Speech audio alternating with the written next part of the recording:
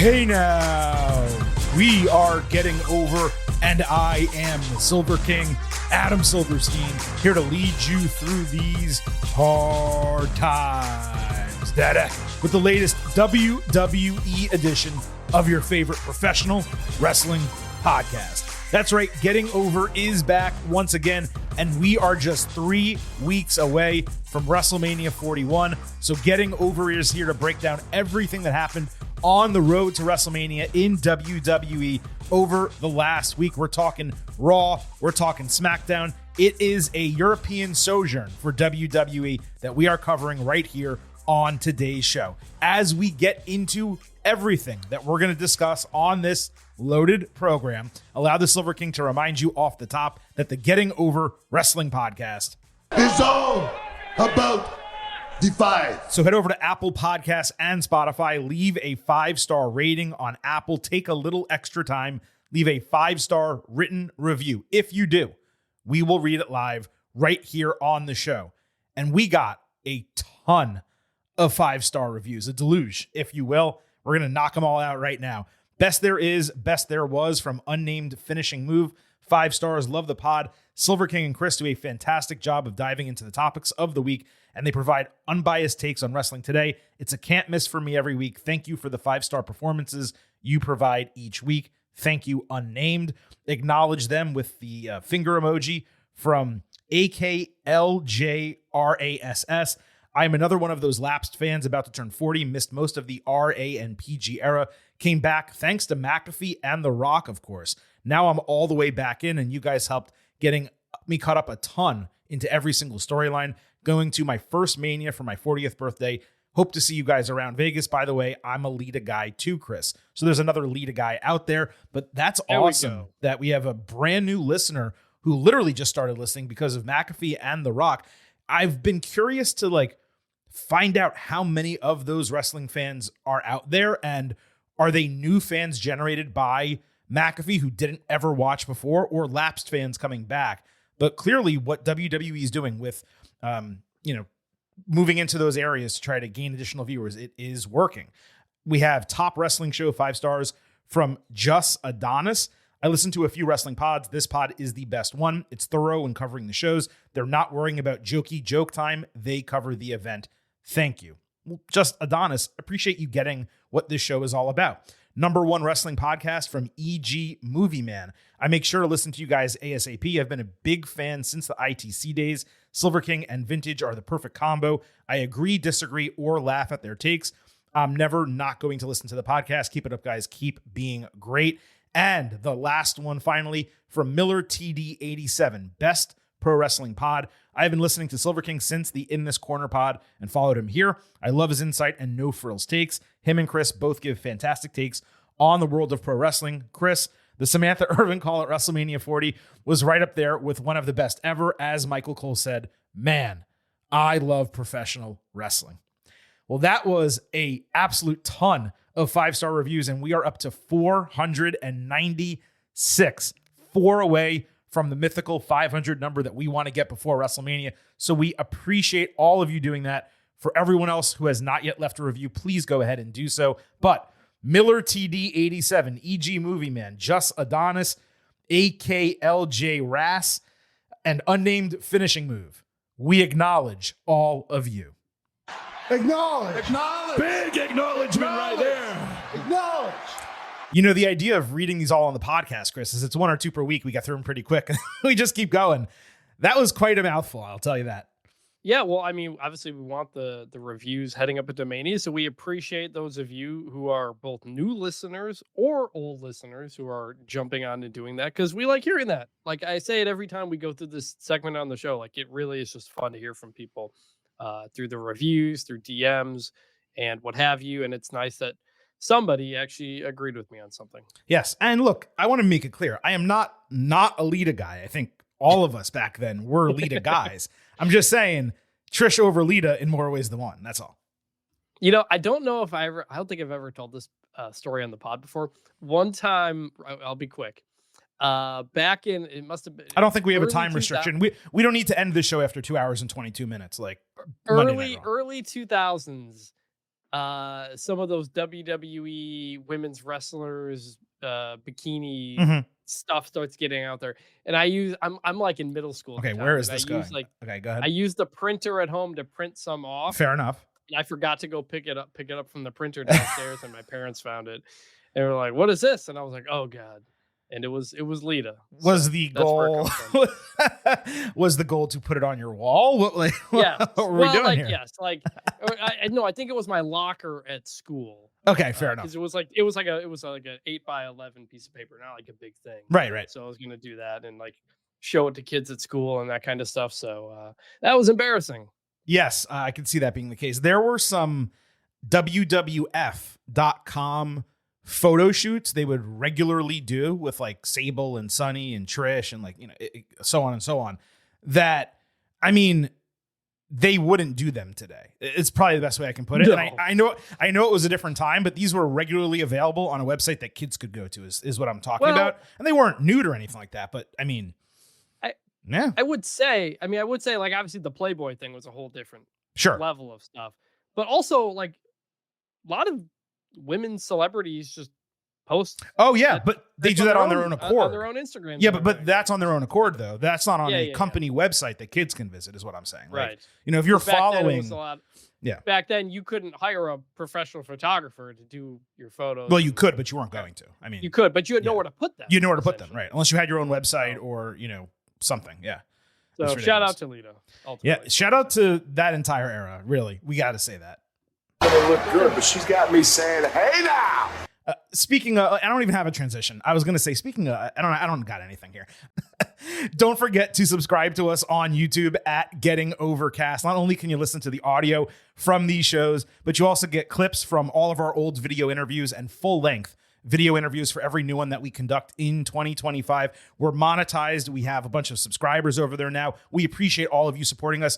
Getting Over has made a grand total of $11.46 this week. So we are thrilled about that. But no, seriously, subscribe to us over on YouTube. We do plan to have a ton more content for you in 2025 over there. And also don't forget to follow us on social media at Getting Overcast on Twitter, at Getting Over on Blue Sky for episode drops, news, analysis, highlights, all of that good stuff. You can send in questions and comments for the show. We will read many of them on the air. You'll hear some today. We're finally catching back up with a lot of that. And we just really appreciate our following on social media. And we love how many great comments we get on Blue Sky as well. There's definitely an appreciation that we're on that platform. So just keep following us over there. And if you haven't subscribed over there, signed up for an account over there and followed us, then please go ahead and do that. It's pretty much the same content, just on a different platform. Now, Chris, we got a ton to talk about today. The road to WrestleMania is full steam ahead, for better or worse. And we will talk about that.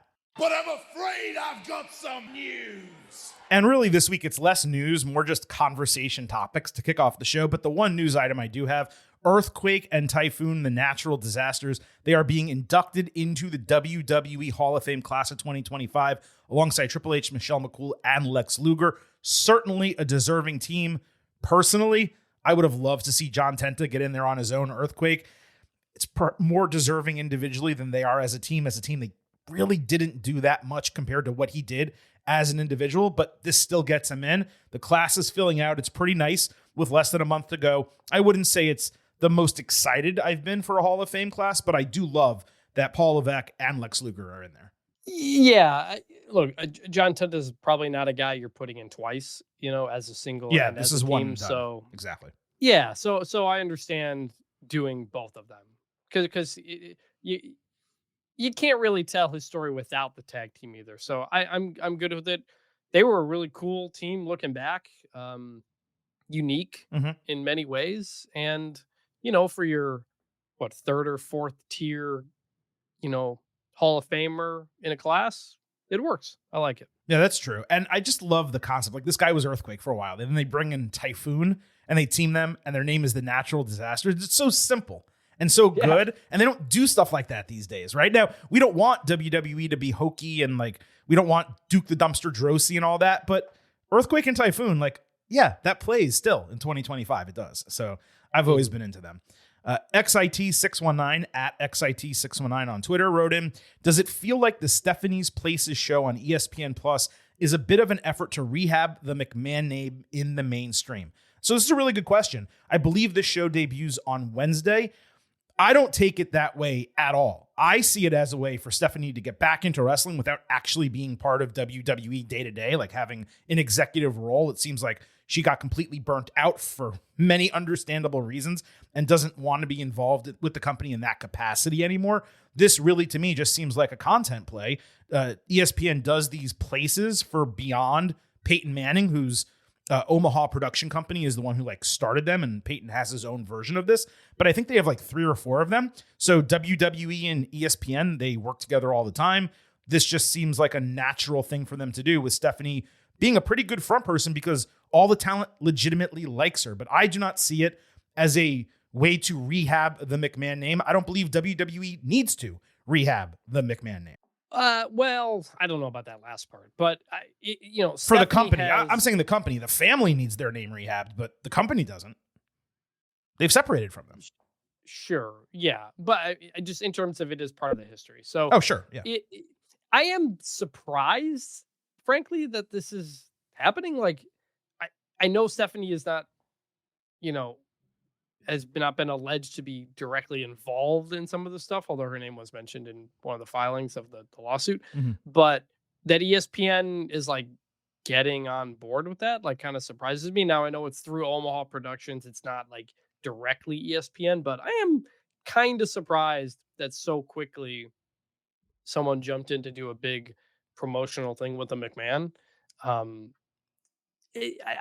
Whatever the reasons behind it, I don't know. We got the clip with CM Punk or whatever. It does look interesting, like the clip we saw, and I guess I'll check it out because I don't have ESPN Plus, but I do have Disney Plus and Hulu, so I guess I can just get it. So I will try to check it out, and I am curious about it. But in general, when I first saw it, I was like, oh, we're doing something with a McMahon. Okay. Yeah, like I believe that's the more interesting conversation to have or perspective to take on. It's like, oh, wow, they're actually doing this, as opposed to that they're doing it to rehab her name. I just think it's paid content, and WWE is going to do whatever that they can. And Stephanie clearly wants to have something to do besides just, stay home and be a mom. Not that there's anything wrong with that at all. Respect to stay-at-home mothers and people who put their family first. Totally cool. But she's worked her whole life. So, this is something that's really low when it comes to effort compared to being an executive day-to-day for a billion-dollar company. And that's the way I think this is going. I don't necessarily think it was like, oh, we got to rehab the McMahon name. What can we do? Let's do Stephanie's Places. That's not how you would do that. You would do charity work and you do a bunch of other stuff. That's what I'm getting at. And also, to be fair, Stephanie and Triple H were against Vince McMahon returning to the company and everything. And they were... they pushed back on a lot of that and left, and Stephanie left the board and stuff like that. So it's not like she was welcoming him back with open arms, but Vince McMahon's last appearance being Stephanie leading that "Thank you, Vince" chant, not great to look back in. True. Yeah. On TV, that's true. But she also not only voted him out, but then protested him coming back and then resigned when he did come back immediately. So I mean, you can be, sorry, what's the word I'm looking for? It's complicated when you're the daughter of. It is. But I mean, look, apparently not that complicated with their other parent right now, right? But complicated with Vince more so. And, we understand the differential between the two, but at the same time, there's controversy both ways. Look, there's a conversation I wanted to have today about WWE's frontward facing presentation and how frustrating it's become for me over the last year. Now, there's still quality video packages on TV for matches, and the graphics packages for Raw and SmackDown have both improved dramatically. But it remains endlessly strange to me, Chris, that this wrestling company prides itself on being sports entertainment, and yet it remains stuck in the mud when it comes to entrance music, just as one example of it, because that's what we talk about constantly. I want to push beyond that. The way WWE announces stuff, be it events, matches, whatever, it's become nonsensical. Paul Levesque made the Roman Reigns Seth Rollins CM Punk match official after 11:30 p.m. Eastern on Friday night. Now, the tweet does have 1.6 million views now, but we know what Twitter views are like. They're not actually real. How many people actually saw it that night? Not many, a couple thousand. You know who didn't? Me. Right. I texted my brother during Raw. I was like, wait, when did this get announced? Exactly. He told me it happened Friday. Exactly. So WWE, they have a captive audience on television. And right now they're in Europe. They're watching in front of red hot crowds. Why would you not capitalize on that and have Levesque storm out there, make the match, and have the fans go crazy? Instead, you decide to tweet a graphic late Friday night during the NCAA tournament. It doesn't make sense. And then on the note of these graphics, Chris, I'm not sure how closely you've looked at them, and some of you may find this to be nitpicky. I get it. But they are a disaster. First, you have the video match announcements with the chips that they're using on television, the chips falling from the sky. They make all of the wrestlers look like absolute garbage. The Tiffany Stratton and Charlotte Flair one is legitimately embarrassing. So much so, we posted it on social media. You can check it out. They're also replacing the playing card videos, which I personally thought were awesome. But at least those playing card style graphics are being used for the match posters, right? Well, they are. But if you look at them closely, they're either made by AI or the graphic designers were immensely sloppy. The aces on all the cards are oddly shaped. Some of them say live Saturday and Sunday. Others just say Saturday, Sunday. Everyone on the 3 posters except Tiffy has blue eyes for some reason. Here's the larger point that I'm making here. Every wrestling fan believes they can book the damn territory. We give our opinions on creative all the time. But we also simultaneously acknowledge that booking is difficult. Hey, this booking stuff isn't easy, you know. But you know what's easy? Especially when you're a multi-billion-dollar company? Presentation and promotion. And I just fail to understand why WWE's themes and promotional graphics are being handled so poorly of late. Maybe it's TKO and they cut the divisions and they reduced the staff and now they're just throwing shit out there. But it is immensely bothering me as someone who believes presentation is important. I hadn't looked at it as closely as you, but I did notice, I was like, every one of these looks different to me. Like, it's not close enough to Mania that I'm like comparing them. But in the back of my mind, I was like, this looks different than the last one I saw. They've also changed the WrestleMania logo and the sign. They put a gold outline around it, and now it kind of looks like a belt. So it has been extremely inconsistent. Your point about AI is interesting because I was going to bring that up later on in something else, but it is very sloppy. Like the brand consistency is not there from a company that usually is really on top of that stuff. And by the way, that extends in some ways to the TV product, right? Like Penta's entrance has changed 6 times. Braun Breaker had 4 entrance themes in a 6-week period at one point. Like, I understand if you present someone one way and you see it on TV a couple of weeks and you're like, you know what, this isn't really working. We got to change this up. Cool. Make a change. But why are you doing all of your testing live on television? You know, if it's a situation like with Ricky Starks, where you didn't expect him to be available, but you sign him immediately and you throw him right on TV and you got to get something out there, and then 3 weeks later you change it, totally fine. But there is no reason that Braun Breaker, upon being called up, did not have a solid entrance, presentation, pyro package, graphics, everything they're going to do for him from day one. It makes you look unprofessional as a company, and there is no excuse for WWE to be doing that. They should have everything buttoned up. They've been doing this shit for decades now. And this team, even the TKO team, has been together for like 2 years. It boggles my mind. And it's something I needed to say right off the top. So, yeah, I mean, we said this before a couple of weeks ago, but that would usually never happen with Vince. No, they would go through, they would test things out. And once you got it on TV, that's what you were going to get, most likely. There might be a little tweak here and there, but it really feels like it's a lot of like just figuring it out on the fly. And more than anything, like you said, it just comes across as sloppy. I wouldn't be surprised if there were occasions where like Vince delayed someone's debut because their entrance wasn't right yet. Like, I'm not saying I know that that's happened. I don't. I just wouldn't be surprised if that was the case. And now they're just like, screw it, get out there. It's very odd. Moving to TV this week, Raw and SmackDown. No idea why. Apparently, it wasn't just me. But for the first time since Raw went to Netflix, I had the entire first 45 minutes without commercials. And I can tell you, it was a vastly different viewing experience. Unfortunately, right before hour 2 began, someone figured it out because I started getting commercials, which sucked comparatively. Now, some of you have messaged that you use Netflix in the United States and don't get commercials. I just think you're lucky. My subscription is ad-free, but I'm the second account on a friend's plan. So I wonder if there's a correlation. Like if you pay for completely ad-free Netflix and you're the main account, if you still don't get commercials, or if there's just individual people who, depending on what type of Netflix account they have, they get lucky and don't have commercials. I can't really say. But what I do know is this. For the second straight week, Raw felt immensely light on actual content.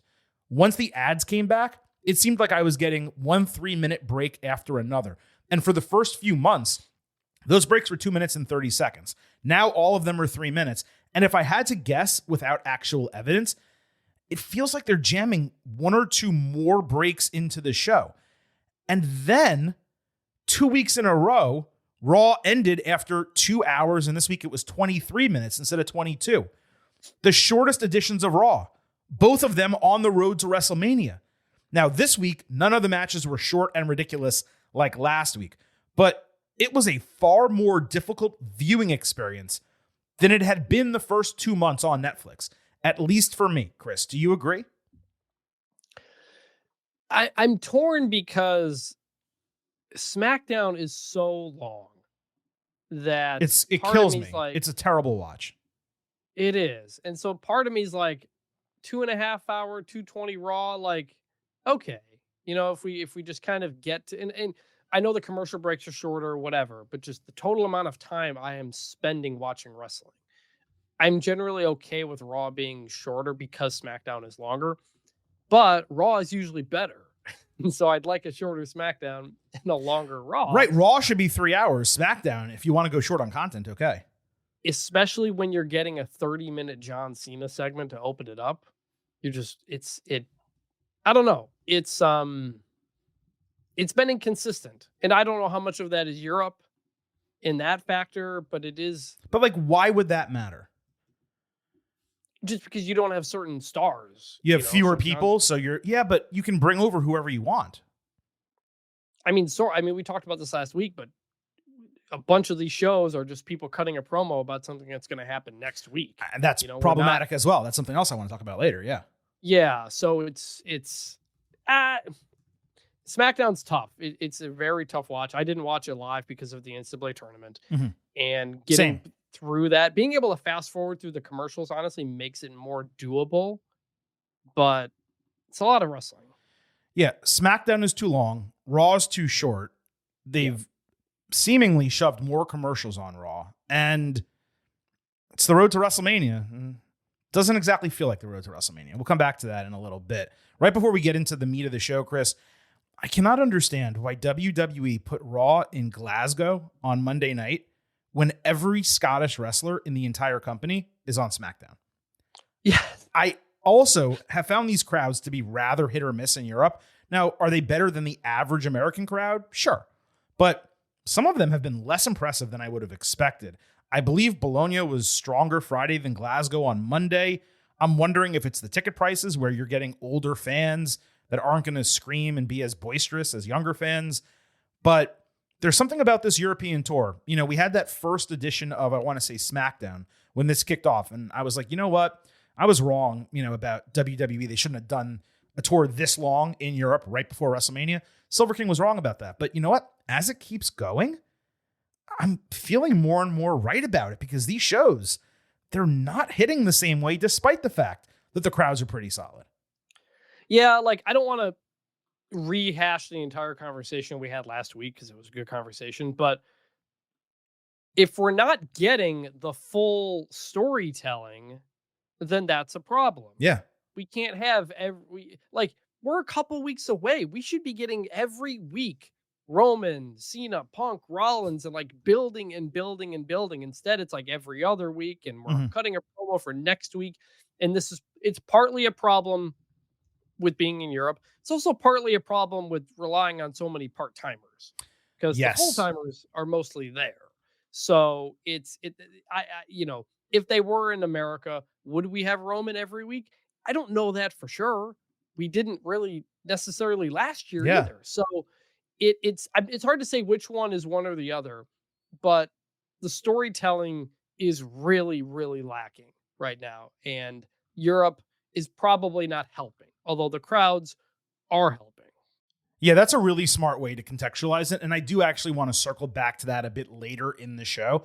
Now, we have a ton of content left. We have the main event, the good, the bad, and the ugly, which is undergoing a little bit of a remix today. So keep your ears peeled for that. Can you keep ears peeled or just eyes peeled? Keep your ears open for that a little bit later. I just do need to remind you all that here on the Getting Over Wrestling podcast, I happen to love the number 5. And I hope you do as well, because for $5 a month, $50 for the entire year, you can become an official Getting Overhead. Just visit buymeacoffee.com/gettingover, sign up. You'll get bonus audio, the fastest 5 minutes in professional wrestling, instant reaction to every major show, and exclusive news analysis posts every week when I don't accidentally delete them because the page refreshes.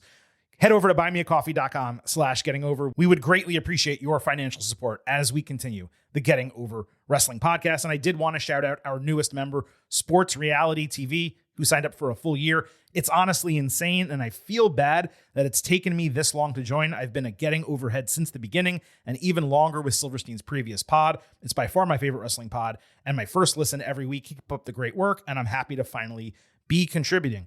No one should feel anything about not contributing. Everyone's situation is different financially. We appreciate whatever support we can get, and we absolutely appreciate yours. Acknowledge. Big acknowledgement right there. Acknowledge. Now, with all that said, a ton happened across Raw and SmackDown, and we're going to get to every bit of it right now as we dive into the main event. This is the main event. Roman Reigns, Seth Rollins, and CM Punk main evented SmackDown. Reigns' entrance was so long that it lasted the entire picture-in-picture commercial. Reigns changed "acknowledge me" to "acknowledge your tribal chief," which a million times worse verbally and a clear ploy to sell the "your tribal chief" nickname and the awful shirt. Just go with "acknowledge me, dude." It is so much better. Reigns said Punk screwed him at the Royal Rumble, so at Madison Square Garden, he screwed him back. Rollins tried to kill him at the Royal Rumble, so at MSG, he tried to kill him. Rollins answered wearing a purple Coleman sleeping bag as a suit. Paul Heyman was also dressed like a mafioso in a V-neck black shirt under his black suit. The serenade for Rollins was deep.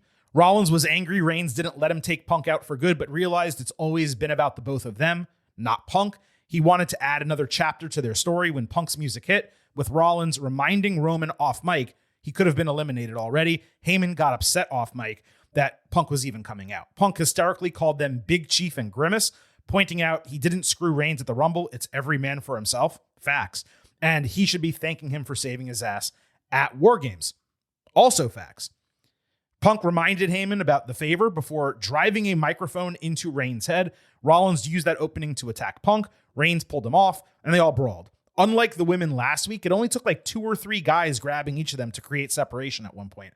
Punk jumped on the announce table, pointed at the WrestleMania sign. Rollins then tope suicided both of them, pointed to both of them, and then pointed at the WrestleMania sign. And then Reigns murked them both with the steel steps, then climbed the steel steps to point at the WrestleMania sign as the show went off the air with the fans, candidly chanting WrestleMania and the brawl ongoing again. Now, this was a fun enough segment to get the crowd super hot. And yet, Chris, man, if you couldn't tell the way I described it, I was seriously unimpressed. My thought when SmackDown ended was, I waited 3 hours for that?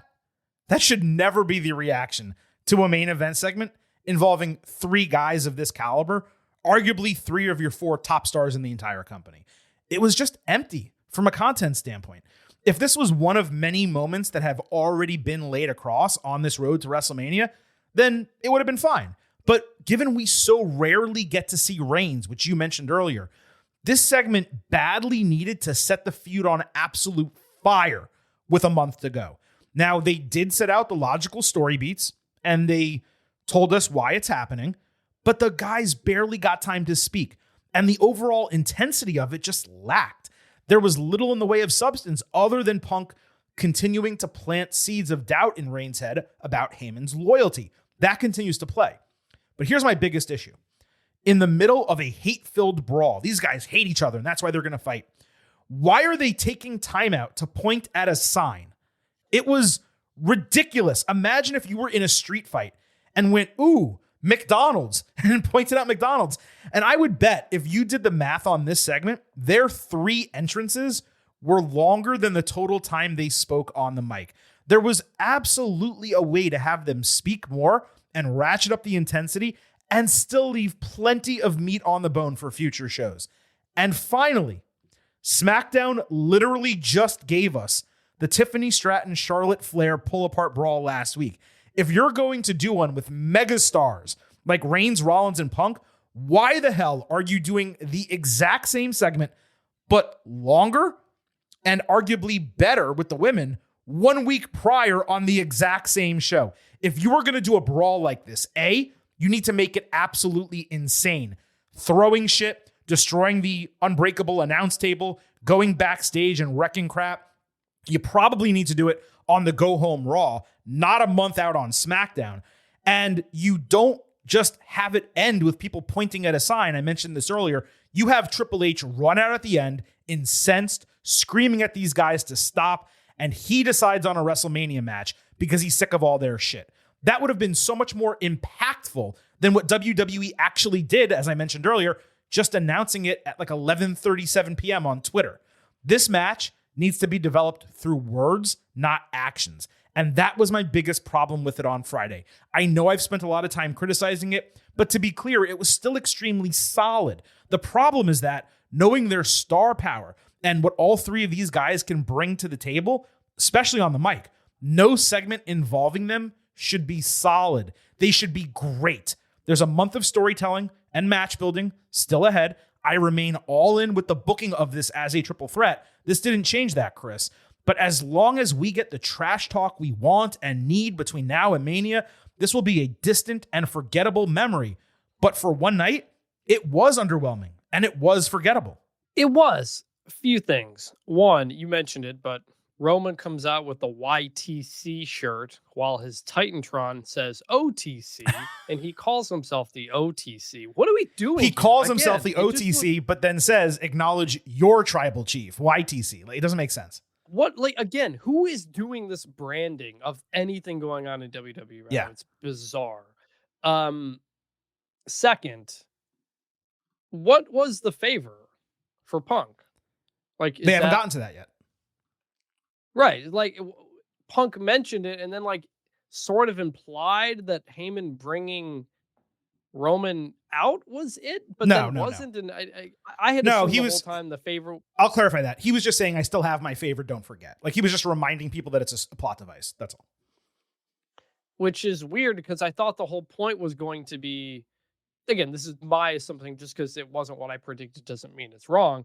But why I thought it was we were going to have Seth Roman and then the favor would get Punk into the match. Like, Punk being, I kind of disagree that I'm on board with this being a triple threat. Okay. Only because Punk being involved kind of feels added on. Like, Seth and Roman do have the story. They did lean into that when they were one-on-one with the promo. And then when Punk came out, I was like, I don't feel like this is actually taking this to another level in a way that because Punk doesn't really have a story here. Like, we thought the story was going to have Punk wants to get to a WrestleMania main event. That's going to be his, like, story for Mania. Instead, it's just that he eliminated them from the Rumble, and that's why he's here. Like, he doesn't really have that much of a beef with Roman. So I don't know, it felt a little bit forced for me in that sense, because we already have the match laid out now. It's probably going to be the night one main event. What is the story for Punk? What is he trying to get other than a win?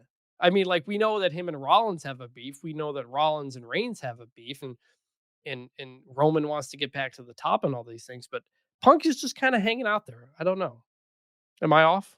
You're not off. I believe it's a completely fair perspective to have. It's just not one that I happen to share. In this case, there are plenty of reasons. Some of them they laid out about why Punk should be mad at Reigns and why Reigns should be mad at Punk. The problem is the juicier ones, the ones that we actually want them to get into, they haven't touched on yet. Now, Punk kind of mentioned one of them on Raw, which was the best moment between any of these guys throughout the entire feud this week. But the main one, they probably are not going to mention, although they could offhandedly, which was Punk kind of burying Reigns on Colt Cabana's podcast. Like, Reigns does have reasons to hate Punk. And Punk does have reasons to hate Reigns, that Reigns was chosen over him and got all these opportunities he didn't. He hasn't main evented WrestleMania, not specifically because of Reigns, but because of Reigns and people like him, right? And his family, certainly with The Rock. So there's a lot of beef simmering under the surface here. The question is, are they going to lift that lid and allow us to kind of get our scoops? Because if they don't, then it will be a surface level feud, and it really shouldn't be. The hatred between Reigns and Rollins is deep, and they can get that. The hatred between Rollins and Punk is deep. We can get that. But there is story between Reigns and Punk. The question is, are they going to allow us to see it? My guess, Chris, is they're going to focus on Heyman being the issue that ties them together, because Punk keeps winking when he mentions Heyman. Again, we'll talk about that in a moment. And he keeps talking about the favor he has with Heyman, and he tells Reigns, hey, you think that he's your guy, your wise man. He's not just yours, he's mine as well. So, and that's okay if they use Heyman in that way, but it has to be interesting. And right now it's not interesting. Again, like, this is kind of a theme I'm feeling on a lot of these stories. They feel very like pro wrestling-y and not like real. Like, it would have been so easy to have Rollins and Reigns kind of start a thing, or Roman saying he wants Rollins and they're doing their thing, and Punk is trying to get involved. And Roman says to Punk, I've main evented WrestleMania a record 8 times or whatever. You haven't done it once. You're not worth my time, yada, yada. The people get behind Punk and want him to get into the match. And then like he does. And we're just, these guys don't like each other. So we're fighting. It's very weird when there is a real life story to tell, similar to what you had with Cody before, which was Cody wants to win the title for his family. Mm-hmm. Like, there's not a greater story here other than these guys don't like each other. And who is Paul Heyman going to choose? Like, that's not as interesting to me. No. I don't know. It's not as interesting, but I don't know, man. I just feel like WWE put itself in a really tough spot doing this tour in Europe, extending the time before WrestleMania, and not having enough plot and story to fill that time. Because don't forget, when WWE announced that it was going to be on Easter weekend, and it thrilled me because it was directly between the Masters and the NFL draft, I put them over for making a great decision. They've now gone back on that for next year, and it's going to be Masters weekend, which is a crushing blow to Silver King because it's going to be in New Orleans. And I wanted to go to WrestleMania next year, and now I certainly can't, personal issues aside. They created the additional time, and I was like, that's going to be great because they can actually build some deeply involved stories between Elimination Chamber and WrestleMania. There's time for them to do that. But what it's done, and maybe this is why WWE's never done it previously, is it has created way too long between the Royal Rumble and WrestleMania. Even between Chamber and Mania, it's created this gulf of time. And now they're in Europe, and the shit just isn't hitting the same. Because I feel, I'm kind of giving away a point I was going to make later.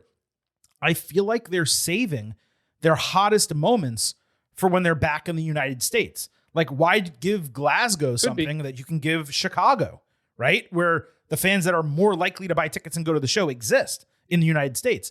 So I don't know, man. It was that. And then there's also no logical reason to feel this way. But it just comes across to me like everything is worse on SmackDown.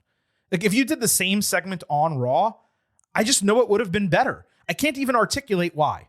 Maybe it's the writing team and the producers. Maybe it's the atmosphere.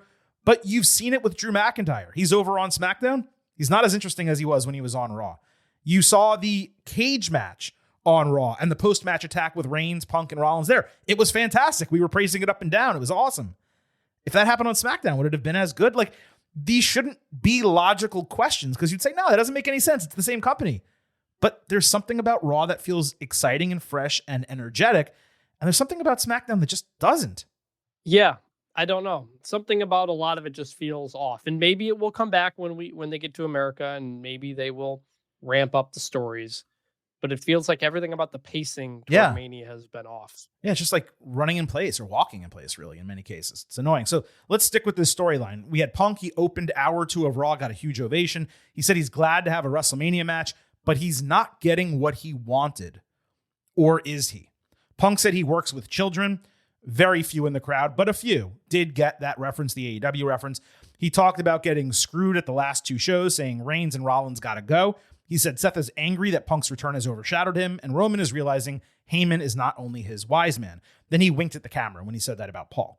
Punk said they're doing a contract signing on SmackDown, and he wants to see if the contract will get him any closer to what he wants, or if it's just going to be another rug pull from the powers that be. He reminded that neither have beaten him without the other's help, and then he said, I brought you into this business. I cannot wait to be the man who takes you both out of it.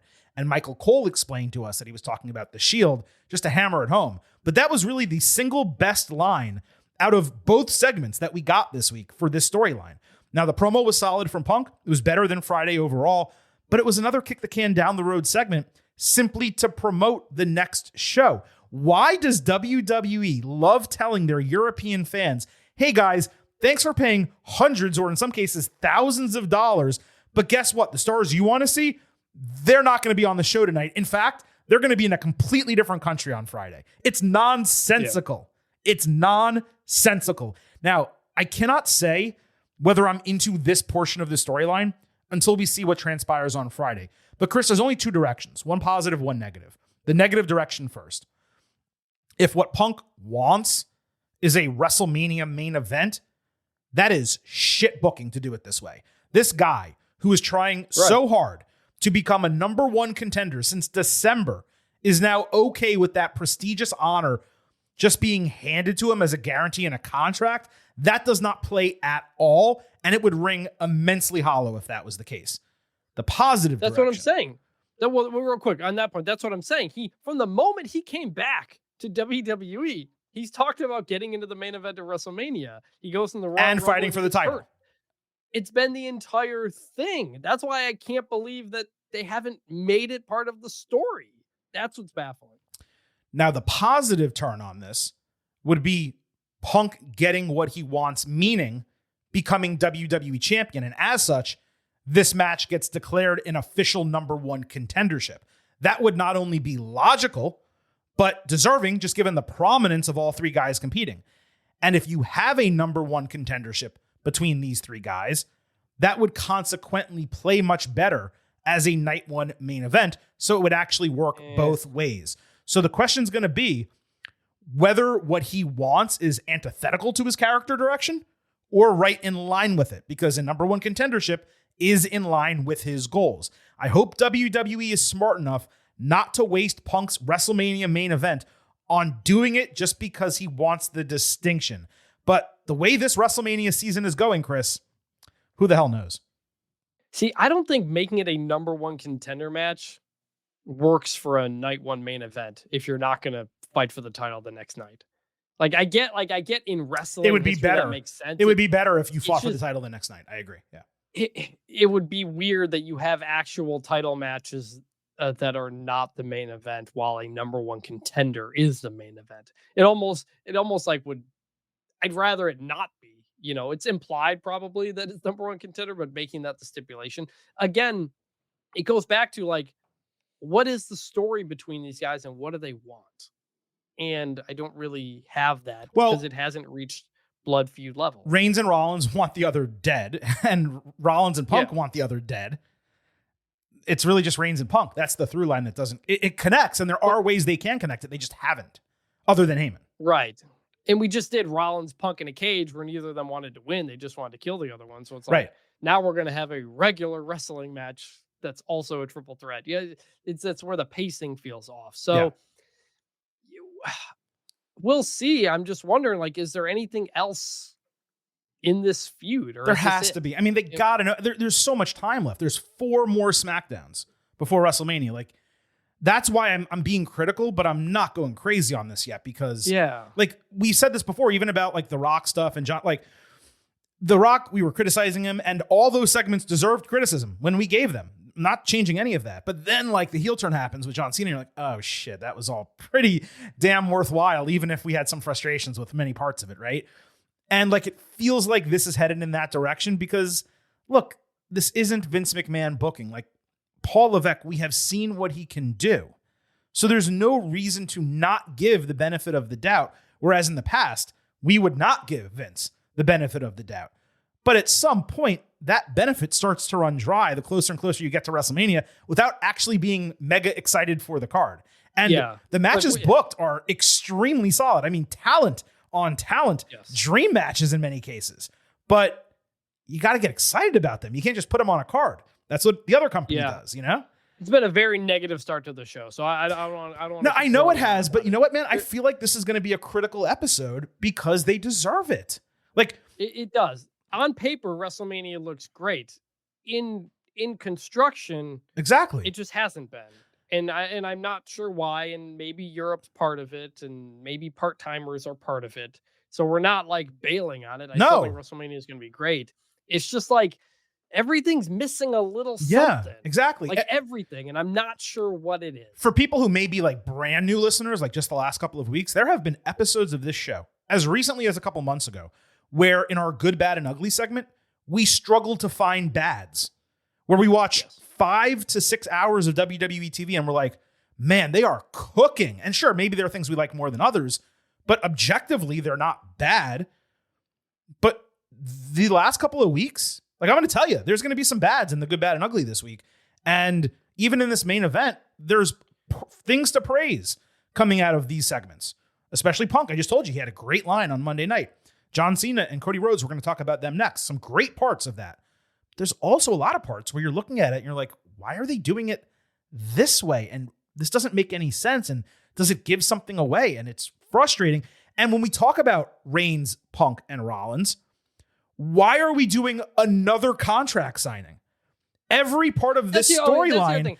There are so many contract signings and pull-apart brawls. Like every feud going on. It's weird. That's what I was getting at. Every part of this feud so far has been done by the women already. Pull-apart brawl, contract signing, forced triple threat match. They haven't made that official, but it's going to be.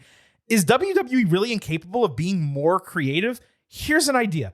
What if this match was not announced at midnight on Saturday morning on the East Coast, and instead this segment was an in-ring summit to determine how to settle their beef that led to a match announcement? Each guy talks about wanting to fight the other. They realize that all of them fighting at the same time is the only option. Sell it with words, not repetitive actions. And this literally just came to me as we're doing the show. I'm not saying that's great booking.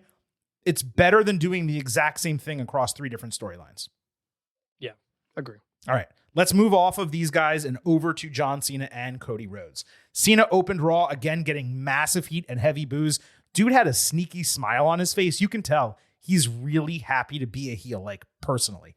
He made fun of the kid that he shit on last week and got F.U. Cena chants that came through 3 times around some partial mutes. Cena said everyone in that arena was way worse than him for cursing at him. They've also been watching and memeing the clip of that kid all week long. So he got STFU chants, which went unmuted.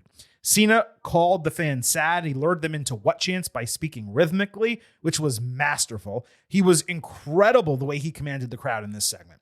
Cena recalled fans ripping the spinner belt for dishonoring the WWE Championship, saying they showed their vulnerability of actually caring about the title, and it was now Cena's goal to destroy wrestling for fans and wrestlers. So what he was going to do was attack that vulnerability. He promised to win his 17th championship, make people forget about Ric Flair. I think they're okay with that. And remember John Cena. And he said he would retire the WWE Championship, taking it home with him, and he would serve as the last real WWE champion. Now, what remains slightly odd about these Cena promos, and I do want to break this down in a couple ways, Chris, but it's not only what he's saying, but how he's saying it.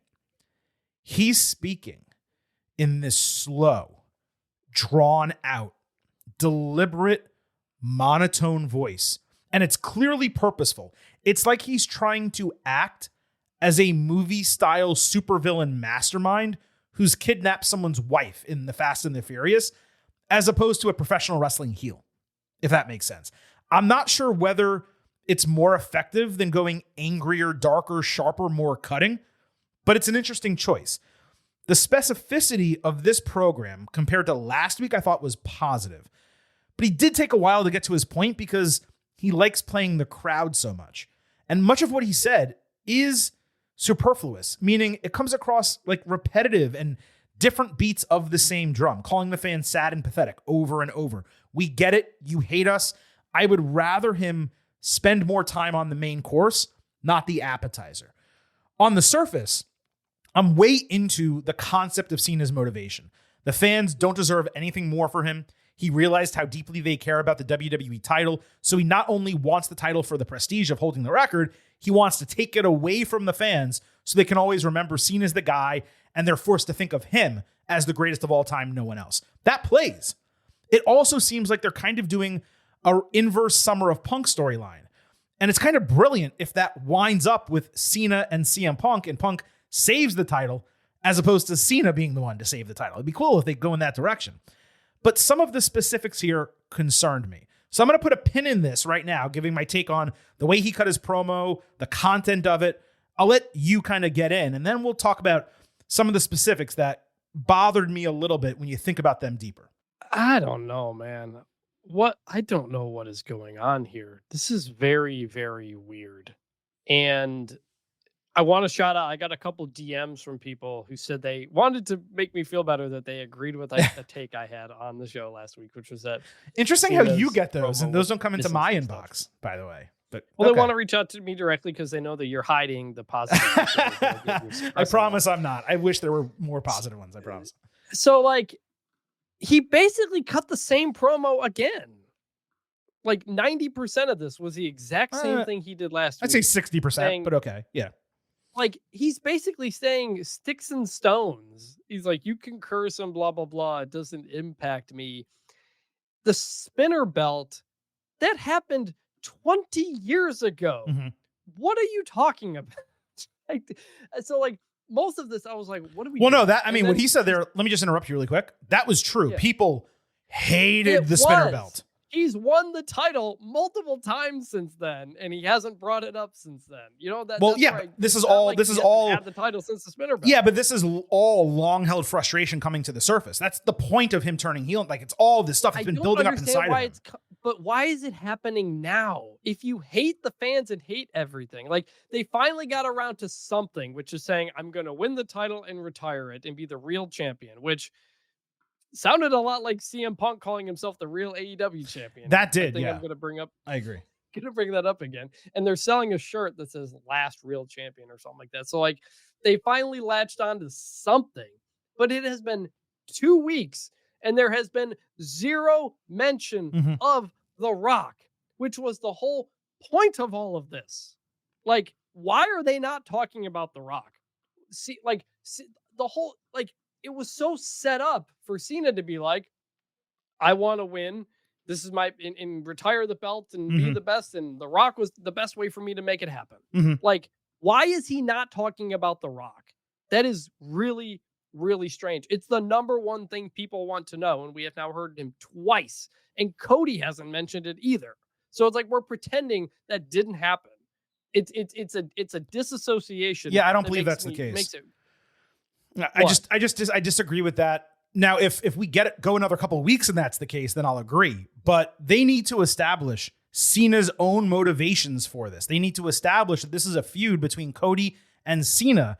You can't invoke The Rock from the beginning, especially with him not there, and make it almost a three-way dance when the main event of WrestleMania is not The Rock. The main event is Cody and Cena. So you got to get their storyline developed. There are 3 more Raws and 7 more TV shows between now and WrestleMania. There is plenty of time to discuss and invoke The Rock of it all once they actually develop the feud between the two of them. Do I agree that perhaps it should have been mentioned that Cena at his first promo, why did I align with The Rock? Like, if he just said that, yes, that absolutely should have been done. They shouldn't be ignoring that happened. But I am not at all concerned that Rock is nowhere near a focus of the first 2 weeks. He shouldn't be. He was the focus of the turn. Cena did it when Rock did the throat slash. Here's the thing. If you had done Cena turning on Cody at Elimination Chamber without the Rock at all, this would be a lot better. Like if Rock, the Cody Soul thing, none of that happened. Cody just came out to congratulate him, and Cena turns on him. And Cena turns on him, and boom, there you go. Like, then, like, it connects. It's not connecting because the whole thing going into Elimination Chamber was The Rock and Cody. That was the story going into the Chamber, is what is Cody going to pick? And so now The Rock is just not even acknowledged on the screen anymore. And it's like, why? Well, I'm thinking that's so weird. I'm thinking again, it's because of how much time is between the two shows and the fact that Rock, I don't know what he's doing or what he's not doing. He's not flying his ass over to Europe and doing you don't need The Rock there. You just need Cena to explain why he's sided with The Rock. And I'm okay with that. I agree with you in that. Like I'm not against if they would do that, but I understand why they're not, is what I'm trying to say. My thing is, I'm not going to criticize them for not having The Rock involved in the explanation yet until he's going to be back on TV. No, there just has to be some explanation. And it's been like 3 or 4 weeks since the Chamber with no explanation. Yeah, but they've only done 2 segments together, I believe. I think Cena's only been on TV twice, right? Yes, but I'm just saying, it's for us normal people watching, it's been like almost a month since that happened. And there's been zero explanation when given multiple opportunities to do so. Yeah. So, like, I just thought, like, I simply do not buy Cena's explanation of the fans. I hate the fans. Then why did you even come back? Like, for what reason? Like, it doesn't. Well, no, because his hatred of the fans didn't happen until after he lost the Royal Rumble and he saw the way people perceived that promo or the press conference thing. That's what he's told that. He's explained that. That is the weakest. He didn't come back already hating the fans. Yeah. People didn't like my press conference after the Rumble. You're ungrateful for me. Yeah, I don't know. I think 20 years of this. You have a much greater problem with this than I do. I think it makes sense for someone to be a good person for a long period of time and shove a bunch of stuff deep down inside and try to be the good guy and try to put on a smiley face. And then you're, I don't know his age. You're 48 years old, let's say. You come back and you're giving it one more shot and you want to be champion again and you enter the Royal Rumble and you don't win and you haven't won a match in all these years and people are still disrespecting you and it just snaps. And that's people cheered him at the Rumble. Yeah, I know they did. Not after the Rumble, though. It's not like they were booing him and didn't want him to win. And then after the Rumble, he cut that promo because he was frustrated he didn't win. He lost to Look, if you lost to Jey Uso as the final 2 of the Royal Rumble, wouldn't you turn heel? I would. From John Cena. But he's not, but he's blaming the fans. He's not like, I'm doing what has to be done. He's saying he's not putting on a facade for them anymore, is what he's saying. He said I was at that Royal Rumble press conference. I know you were. What he said was, I'm going to win 17. Like, this is what I have to do. This wasn't nothing about the fans or nothing. Of course, right. It was literally just, I have to get to 17. It was, and he's not explaining that his turn had to do with him getting. Yes, he did. He said, I came back. I gave you guys full advance warning I was coming back. You all cheered and were excited. And then after I came back and didn't succeed and didn't win the Royal Rumble, you started hating me again. Now that wasn't true. That wasn't true. Nobody hated him. Nobody hated him for the Royal Rumble press conference. That wasn't true. Okay, but people did acknowledge, Cena sounded like a heel in that press conference. Is he turning heel? We want Cena to turn heel. He's using that as people disliking him. That is the explanation for why it's happening now. Now, should it be stronger and better? Yes. I'm in full agreement with you that this is weak. I think you're getting lost thinking I'm disagreeing with you. No, it should be much stronger. It should be much deeper. They should be going at each other, cutting promos. We still have many parts of this segment that I want to discuss when I'm going to make some of those points. But what I'm saying is it's not illogical what he is saying in the ring. Is it thin? Is it weak? Yes, it's not illogical. Those are 2 totally different things. Everything about this feels like something they planned 10 years ago when he was a full-timer. Like, it makes very little sense to do it right now, is my whole thing. If he had been a good guy for 10 years, sense to do it now. and he says he's turning on the fans and he's going to win the belt and retire because everybody. He wasn't allowed, dude. You have to put it into your head. I'm just saying, this guy should have turned heel 10 years ago, but he wasn't allowed to. So we're getting what we want now because it's the only time he's ever been allowed to do it. I'm saying in kayfabe, it would have made sense that 10 years ago when everybody was chanting Cena sucks, he wanted to win the title and take it from them and retire. Yeah. Boom. Like, it's all there. It just doesn't make any sense. It makes very little sense now with the way it has played out. Yes, it It's makes very, less very sense thin. now than it would have a decade ago. Zero question about that. But again, it's all about that it's been bubbling up, and he's tried to suppress it, and he's just snapped. And he's had enough. And, who knows what he's going to say over the next 7 shows, but I got a taste of Hollywood. I don't need this anymore. Like, he's Right. there's a lot of different ways he can go, but that is what I keep talking about and circling back to, where it's like, yes, we're being rightly critical of what we're getting on TV, but there's still 7 shows left, and they can only say the big lines and the big points so many times on the road to WrestleMania. So they're in London next week, and then they're back in the United States. It feels to me like that's when everything's going to ratchet up. And these 2 weeks have just kind of sucked because they're stretching it. I was fine with that after the first promo, but to do it a second time and not address pretty much any of these things. So I agree. That's when I'm having a problem. I agree. I think the first 50% of this promo, I felt the exact same way as you. But the latter half, he literally made a new point. He's like, this is my goal. This is what I'm going to do. That was fresh content. Yes. So I'm with you on the first half of this promo. I was like, I even said so. I was like, how many times are you going to say you hate us? We get it, dude. Like, you don't like us anymore. Yeah. It's fine. Like, okay, we understand that you're now heel and you don't like the fans. Now let's progress the story. And I felt like he did that. It just wasn't the whole promo. He was out there for, let's just say 12 minutes.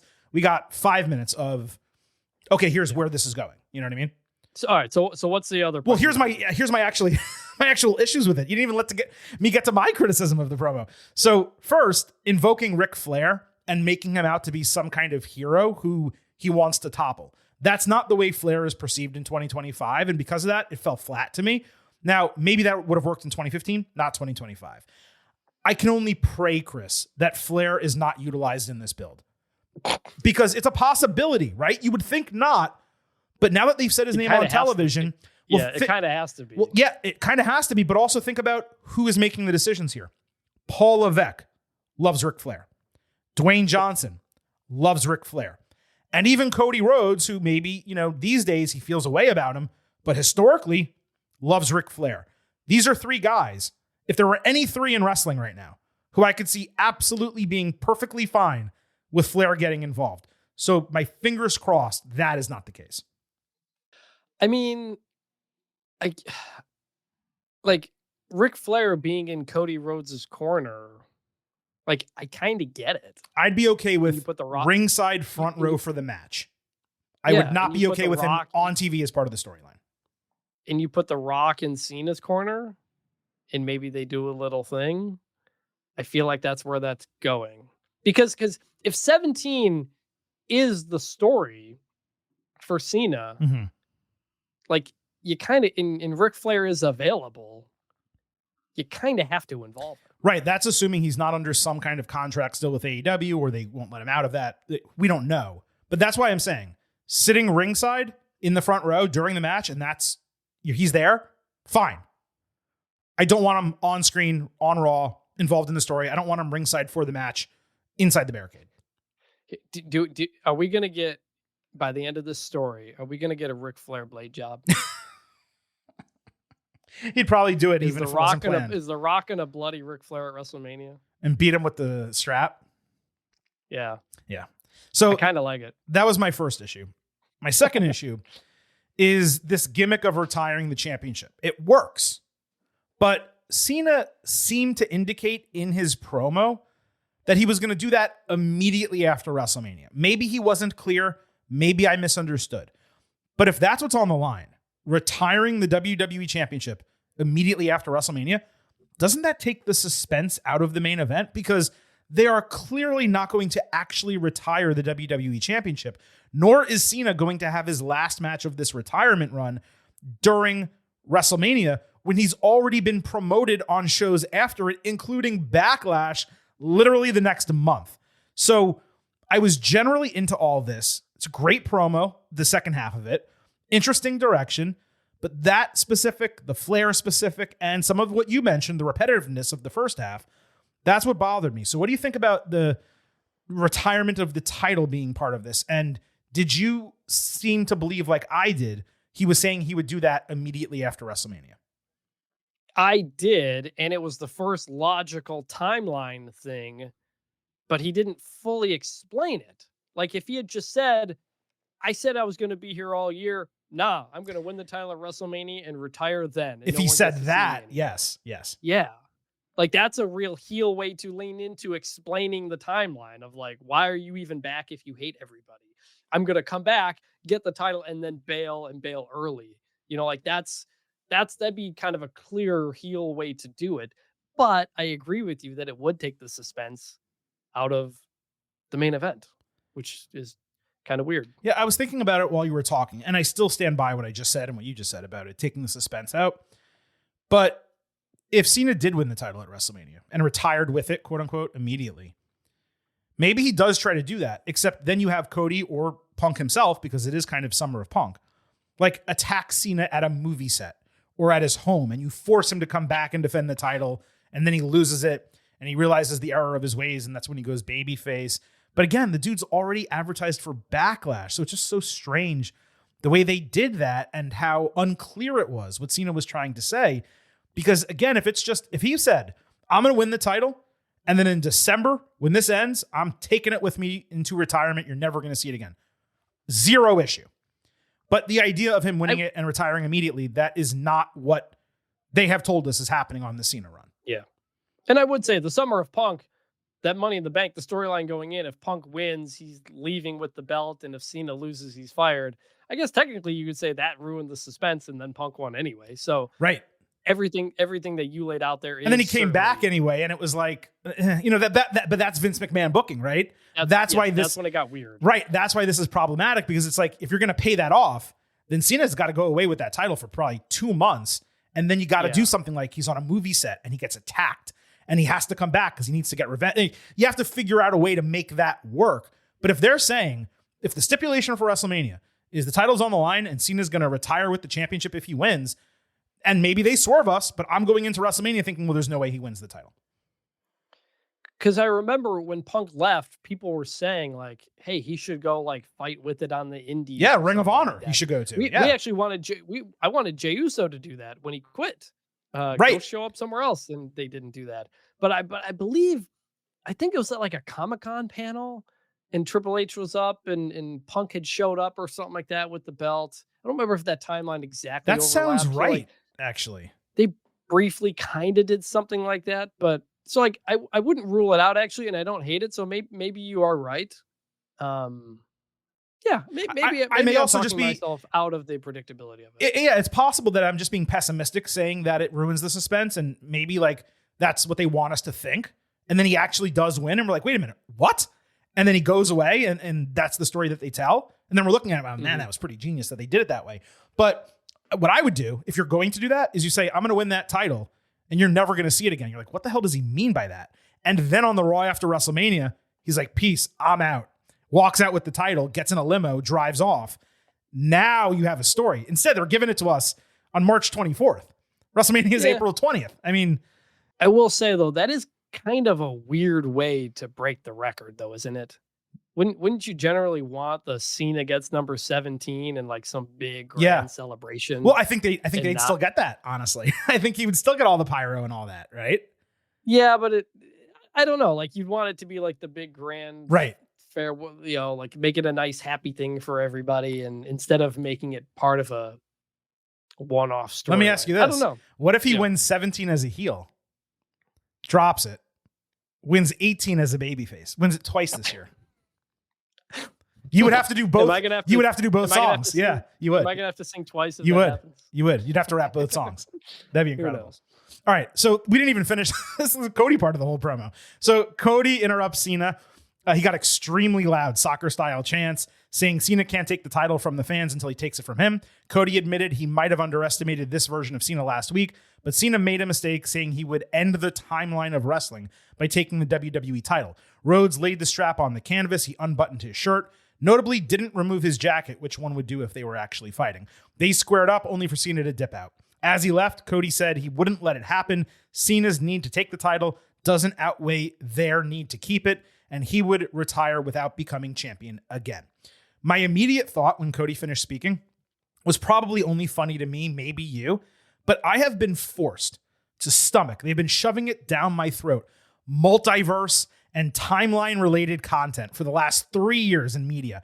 I was like, do I really need WWE to do a timeline story as well? I kid, because obviously this is different. There's no supernatural shit. But when Cody said timeline, it got me thinking immediately. I thought Rhodes was solid and energetic retorting to Cena. The crowd was fully behind him. It just didn't really juice me up like last week. I believe it's the reality of the situation coming through. In prior years, we had long-term builds to WrestleMania main event. Every segment added complexity to the story and it made an impact. This year, it's clearly a 7-week build. They're dragging it out with half-measure segments because there's really no prior story between Cody and Cena to rely upon. The inflection point just came a couple weeks ago. I mean, they're literally, Chris, doing a third face-to-face next week. We need violence and not a pull-apart brawl, real violence.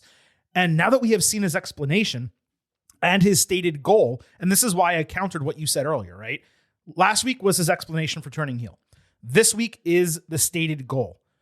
The cards are now on the table and the intensity needs to pick up. Within the next 2 weeks, we need to circle back to the rock of it all.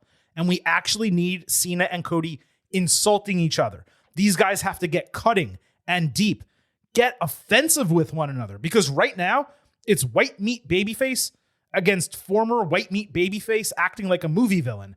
And there's an air of corniness to all of it. It's missing the serious, adult-natured intensity from last year. I don't need cursing. I don't need blood like we got with Dwayne Johnson, but I do need personal digs. Yeah, I mean, this version of Cena, frankly, does suck. Like, he's not cutting good promos, which might be kind of the point. And Cody's even saying, like, I don't want this John Cena. I want the actual John Cena. I do too. Like, it's not... Cody and Cena face-to-face next week, like, on its face, I'm, like, not that interested in it because the last two haven't been all that interesting. You know? Right. Like, when are we going to get real John Cena? Like, if he's just going to walk away and not be too scared to fight Cody one-on-one or blame the fans and be whiny, like, that's not someone I'm, like, amped up to see in another face-to-face. So hopefully he kind of gets back on track next week. I don't know. It's going to be immensely curious coming out of London, where, don't forget, he teased bringing a WrestleMania to last time he was there, right? Yep. It's going to be interesting to see if this picks up significant intensity. I have a feeling, again, like with Reigns, Rollins, and Punk, they have stuff in their bag and they're just sitting on it. And they're waiting to actually bring it all out and just amp up the intensity and go crazy. Really the final 2 weeks, but maybe, starting next week, the final 3 weeks. Because it just, all of this build for the men's matches, for the women's matches, I would say there's really only one match on the WrestleMania card right now where I believe the build has been perfect. And that is Randy Orton and Kevin Owens. Everything else, I look at it and I'm like, you could be doing better. We're not. The road to WrestleMania is ongoing. It's not on fire like it felt like it was going to be on that Raw after Elimination Chamber. It really did feel that way. You're either here where you feel like there's still so much you got to get to, or you're already at pull-apart brawl stage. And there's nowhere for you to go with only a couple weeks left. Exactly. That's what I mean by the pacing being so weird. Yeah. And again, like, this is, I just know that this in totality, and you've already heard it over the last hour, this is going to be a critical episode. But we're critical when the product deserves criticism, and we're praiseworthy when it deserves praise. That's the entire point of this podcast and how we try to differentiate ourselves from everything else. Some episodes, we're just loving everything and it's all good times and we run through this show in an hour and a half. Other times we go deep because some shit's frustrating. I just can't understand zero mention of The Rock. That was the whole thing coming out of the chamber. Rock and Travis Scott cutting the throat, whipping him, Cody's soul, all this stuff. And we're just pretending it didn't even happen. See, it's just so you weird. Always just take it a little bit too far, because, like, I agreed with everything you said except for pretending it didn't happen. They're not pretending it didn't happen. They're just not addressing it yet. Yeah, not acknowledging yet. But yet is the key word. If they don't, then I'm going to be all on board with you, and I'm going to be tearing them apart. At some point they will. Right. I'm just very surprised that in 2 promos we didn't get any mention of it. Yeah, no, it's a fair take. I personally believe they were setting the stage for Cody and Cena on their own because they don't have Rock, and they're only going to have so many opportunities to actually do those two guys on their own.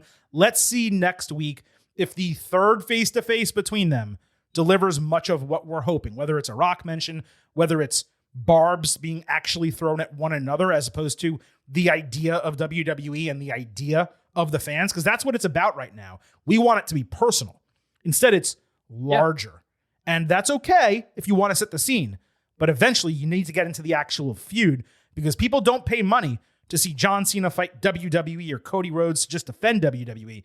They pay money to see Cody fight Cena. That's the match. That's what we want. The story they've told is John Cena versus the fans, and Cody is just the representative for the fans. Exactly. He's the people's champion. Wink, wink. So it's weird. It's lacking that fire for that reason. It is. Now, look, this was one of the longest main events we have done on this show in a while, but we have a ton still to get to. You know it. You love it. It is the good, the bad, and the ugly, and we had to do the remix. Hey, yo. Survey says one more for the good guy. Say hello to the back. Don't sing it. Bring it. Little bit of a different feel for the segment this week and going forward. Roger Babin 8175 on YouTube wrote in. He said, last week, you changed Dakota Kai and Ivy Niles' rating from good to bad upon learning the match went roughly 3 minutes. I'm not criticizing, I'm just asking, why are match times so vital to your grade? WWE Speed recently had a match between Ivar and Yoshiki Inamura that I heard got praised. By definition of the format, this match was under 3 minutes. This was an incredibly fun match, genuinely great. Removing the context that a speed match must be short, would this match automatically get a bad from you? Is it possible for a sub 7 minute match to get an A+, no matter the build or importance? Again, this is not a complaint, just trying to understand your perspective. I didn't take it as a complaint, Roger. I'm glad you clarified it, but you didn't need to. It's a fantastic question, all extremely fair. And I take it you're a newer listener because this is something I've kind of explained while doing the segment before. But given it's WrestleMania season and our listenership does increase around this time of year, it makes sense to briefly reiterate. So taking your last question first, yes, it'd be probably impossible for a match shorter than 7 minutes to get an A+, not due to time superficially, but an A+ match needs to be built. It needs to have significant dramatic peaks and valleys, and it has to take you on a ride. It has to be more than just action. Plus, no deep story is ending with a 7 minute match. Now, you could have a short A match. Brock Lesnar Goldberg at WrestleMania 33. I didn't give it an A, but if you did, I would understand that because it was high quality and it was booked a certain way to generate a certain reaction and result. And that's an A in many people's, minds. That's okay. And that's your main question. The issue I have with match length is specifically tied to the women's division. Far too long, decades now, WWE would give the women the shortest matches on the show for no good reason. And when you have, let's say, a 3 minute match, you're giving the talent in the division no legitimate opportunity to show their work, to gain fan support, to tell a story. Nothing. You need to have 6 or 7 minutes on TV at a bare minimum just to accomplish that. So as a policy in this segment, except for rare occasions where there's a storyline reason for a match to be short, it gets an automatic bad. In the case of last week, my Raw broadcast, what I was watching on Netflix, it was so messed up, I had no idea the match was short.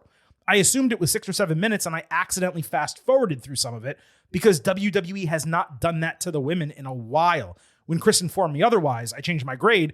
It's as simple as that. Now, you may think that's silly, but until it becomes a non-issue with the women, and their short matches are just as rare as short matches for the men, that's going to remain my perspective on the matter. Chris, I don't know if you have anything to add, but I just figured I'd answer that off the top. No, I was going to mention Goldberg Lesnar. I love that match. It's really all about the. But it's not an A+. It's good. It's not an A+. Sure. Yeah. Also unrelated. I just noticed this.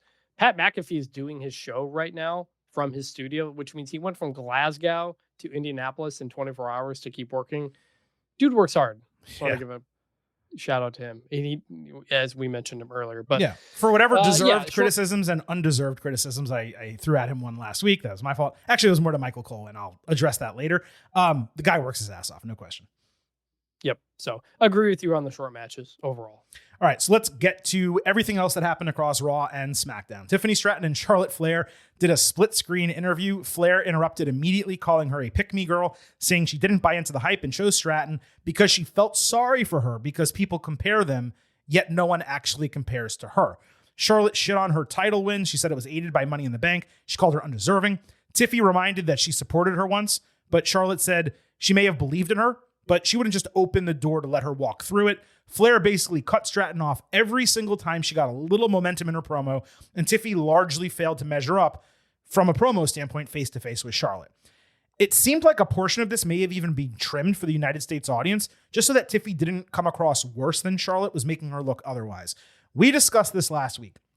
I didn't necessarily believe it would prove itself out immediately, but Stratton is indeed in a position right now that Rhea Ripley found herself when she got called up and was given a title immediately after joining the main roster. She's not ready for prime time. In the ring, she's all the way there. The character work and the promo is not main event level yet. And this exposed her. Flair steamrolled her in this segment. What I did appreciate is they were actually given an opportunity to generate a story and some heat between them. I was annoyed, though, that Flair did absolutely nothing during this segment to put Stratton over in even the slightest degree. Not surprising, given that Charlotte's entire history in WWE. As Paul Heyman has said and others have explained, and we've mentioned on this podcast, you cannot just go out there as a wrestler and bury your opponent. Otherwise, the match matters less and the victory does not mean as much. It's like when dumb college fans chant overrated when they upset a number one seed. It's stupid. It lessens your own achievement. Are they overrated or are you good enough that you actually beat them? Here we had Tiffy echoing fans, saying Charlotte buries anyone she feuds against. She used the term throwing water on, which was weak. Why would a character like Stratton echo sentiments of the IWC? She would turn her nose down at people like us, right? Then you have Flair running over Stratton in the exact same breath. Charlotte picked her because she feels sorry for her and she doesn't deserve to face her? Really? That's antithetical to the story that Flair was telling when she returned, which was she wanted someone to prove themselves so that she would then challenge them. Stratton, I think, beat Nia Jax or won a match or something, and then Flair attacked her. That should have been the fact that Tiffy proved herself, but doesn't deserve to still be compared to Charlotte. And this also proved Flair's penchant for straight up interrupting people in promos so that she can come across as the bigger, badder, and more important star. It was like Tiffy was reading from a script and Charlotte was able to just go out and say whatever she wanted, knowing what was on the script. That was bullshit, straight up. Consider how this went compared to the Becky Lynch feud with Tiffy. Stratton came out of that looking like $1 million, both in ring and as a character. And Becky beat her for the NXT title. She's already coming across here as pathetic compared to Charlotte. That's Flair for you. This just came off bad. Bad for Tiffy, who had no material. Bad for Charlotte. I do not believe Stratton was buried necessarily. You'll see that word thrown around. But she certainly was not built. And that's the exact problem. For whatever positives existed in doing something to kick this feud into gear outside of the attack segments and all that shit that we've seen, it completely failed to get me more interested in the match. And that's despite knowing once the bell rings, it's likely going to be great between these two. This feud worked on paper, Chris. It is not working in reality. It just felt like they completely missed the mark. And I hate to put all the blame on Charlotte, but that's the way it came across on television. I completely agree on every point. The interrupting and everything, like, it kind of felt like, look, if you want to do what John Cena did to Roman Reigns, a number of years ago, and fine speech. You want to try to test him. You want to try to get him off his game. You want to all right, you want to be the guy. How are you going to handle this situation? Mm-hmm. I get that, but a WrestleMania feud is not the time to do that. And I'm not putting that part on Charlotte. The part I'm putting on Charlotte is the whole point of being a heel is to elevate a babyface. Like, that's the whole idea. And that's not happening here. Nope. She not even is close. She is not making Tiffany look better, get people behind her. It's just making people get annoyed with Charlotte and not behind Tiffany as much, in my opinion. And that's where this has been very frustrating. The WWE has not put Tiffany in the spot to succeed in the best possible way. And you're right that in some ways Tiffany is maybe not ready. But you know what? WWE decided she was. They put the title on her and they gave her Charlotte. So you better come up with a plan that makes her look good, because that's your job. And nobody's really accomplishing that. Yeah, and I'm sorry that I went on for so long kind of just ranting about that, but I had to say that in full because it all kind of connected together to explain why this was such a failure, right? We have been talking on this program for weeks now, ever since the Royal Rumble. You need to remember, this dates back to the Royal Rumble, and they haven't built the storyline. Flair came out, she did that first promo where it's like, she's a face, but she's a heel, and we're not really sure what she's supposed to be. It was terrible. Then they've just done all these attacks week after week where it's like, we get it. Like, I understand. But at no point in all this time did Flair explain the reasoning for choosing Stratton when she had laid that out. And then they finally get an opportunity to do it, and the explanation doesn't fit with what they were actually suggesting when this program started. So I just couldn't be more frustrated with this. And everything that you said kind of just added right on top of what I was talking about. If Charlotte is not there to build Tiffany and help her, then what is the point of this? If you want to test Stratton, you don't do it on the road to WrestleMania. When they tested Reigns against Cena, we all thought it was weird that they were wrestling at a non-major show, but they decided to test Roman that time. And they did it on an off show. That way, if it didn't work, it wouldn't be the end of the world. This isn't working. And this is a WrestleMania match. And that is massively problematic. Now, something that had been working, but perhaps may not be as much coming out of Monday night, is the other major women's storyline for WrestleMania. Adam Pearce came out to the ring, making it crystal clear that Rhea Ripley signing the Io Sky versus Bianca Belair contract was meaningless. She is not in the Women's World Championship match. Pearce said Ripley already has an owed rematch, but she won't be getting it on her time. And I'm like, she does? Since when? Io interrupted, getting light chance, saying she'd be willing to fight both of them.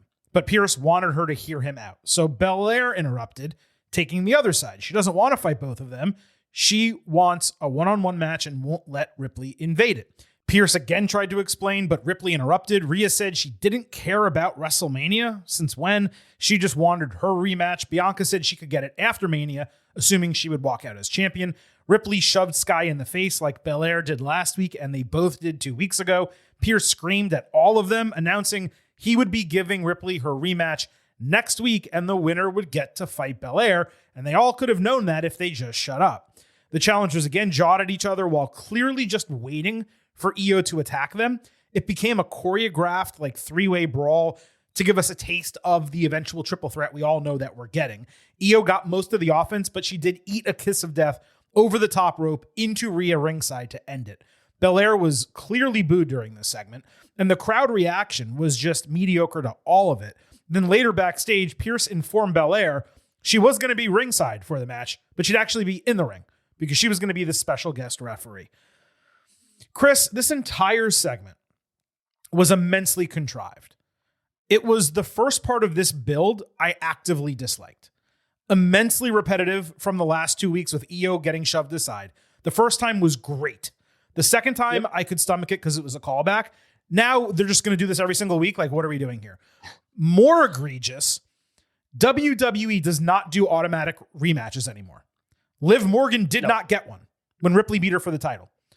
So Rhea being, quote, owed a rematch, according to Pearce, came out of nowhere. It's a complete inconsistency as a plot device, especially because when we got Ripley Sky just a couple weeks ago, it was stated definitively that the winner would defend the title at WrestleMania against Belair. But because Rhea lost and gets infinite title matches, apparently, she must have one of those, I'm missing the reference here, but You know, you had a Nintendo back in the day and the Game Genie. She must have one of those Game Genie codes where she just gets infinite lives when it comes to the WWE Women's Championship, or I guess in this case, the Women's World Championship. But beyond that, if the contract is literally signed, that means the match is official. Why is Ripley getting a title shot now? If anything, what she should have done last week is delayed the contract signing, demanded her rematch, and then Pierce said, okay, we'll give it to you next week, but I don't want to hear from you again after this. And the winner goes and faces Belair. That would have been infinitely more logical. So this was just totally nonsensical. On top of that, next week's booking, it's not even anticipatory. It's going to be completely paint by numbers. We know Io is going to retain because Bianca will cost Rhea, which will lead to this being a triple threat match because Ripley got screwed and Io wants to fight. We've seen it happen so many times already. They're going to have to rip up now a legally binding contract, quote unquote, in kayfabe, just to add her when they could have just done it at the champion's wishes this week. If Io Sky is your champion and she wants to defend the title against two challengers, then let her. So this was immensely convoluted, the way they're going about it, this segment in particular. And apparently, maybe someone just needs to tell Ripley all she needed to do is point at the WrestleMania sign, because that gets matches made in WWE these days. As I have for months, I want to end this on a positive note. I maintain the triple threat is the right booking. The match is going to be great. It's main event caliber. I've liked every story beat up until Monday night, but it is now getting repetitive and convoluted. And as an individual segment, to my utter shock, I have to say bad on this one. It didn't hit for me. It seemed like WWE had turned a corner in women's storytelling the last couple of weeks. This was a wet fart. Yeah, this is a bad. I don't think I graded the last thing, but that was a bad. I assumed, yeah. It's just like you said. It was very repetitive, like literally point by point. We're doing shoves, we're doing fights, we're doing this and that, and I'm just like, why are we? Like, I know you thought triple threat was the best way to go. I didn't. I thought Io and Rhea was the best way to go, but I was cool with the triple threat. Okay. Yeah. But after the first couple, I wanted Rhea Bianca, but after the first couple weeks of this, I was like, okay, you know what? They've built up Io in a good way. Like I'm fine with it. But now it feels like they don't really know how to get to it now. And now I'm just saying, why didn't you just do Bianca Rhea then? If this is how convoluted we're going to try to make it, it's very strange. I, like you, was very confused. I was like, wait, why does Rhea deserve a shot? Did I miss this somewhere? Was there some social media announcement that I missed? Because that came out of nowhere. And by the way, sorry to interrupt you. Now she's going to get 2 shots, not 1, because she's going to get the shot on Raw, and then she's going to get the shot at WrestleMania. Please continue. Yeah, I'm guessing maybe they run into Bianca. Maybe Bianca comes out again. No, she's the special guest referee. She's going to be in the ring with them. Right. I'm sorry. Yeah. That's what I'm saying. We know how it's going to get booked. Like, it's, You could have done all of this without, like you said, without exactly signing the contract, by making the finish to Rhea, the first time a little more, controversial, because it looks like Rhea's just complaining. Like, she doesn't really have a case here. And so the fans are mostly cheering her because they like her. They're not cheering Bianca. They're booing her, which is good. But I don't know, because I think it's bringing some edge to Bianca, but I don't know if that's going to continue in the U.S. is the thing. Well, we'll see if the U.S. fans still cheer Bianca or whatever. So whole thing's a little bit weird to get here.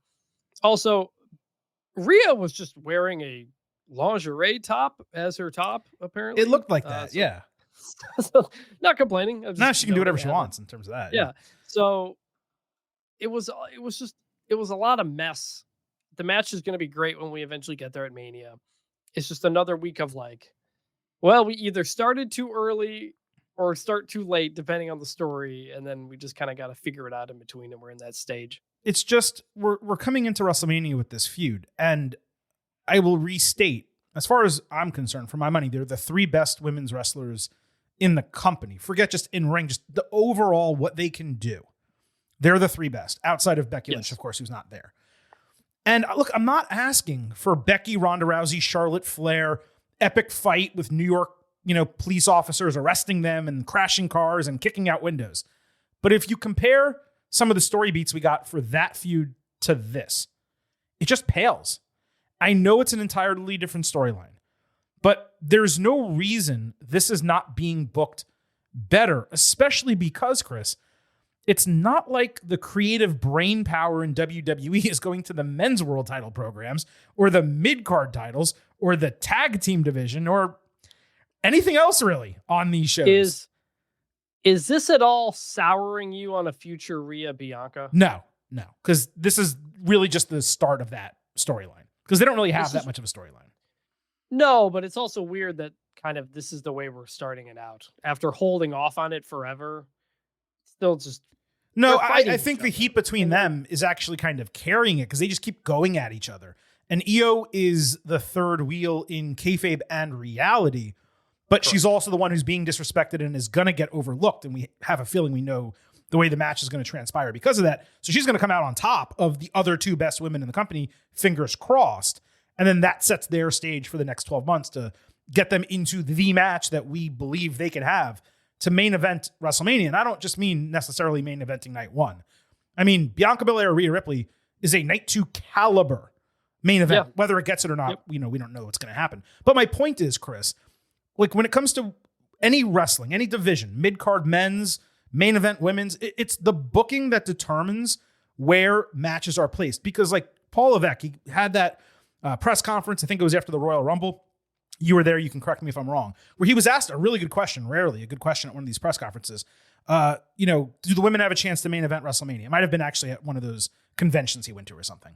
And he goes, it's not male or female, it's what is resonating most with the crowd. And that's fair.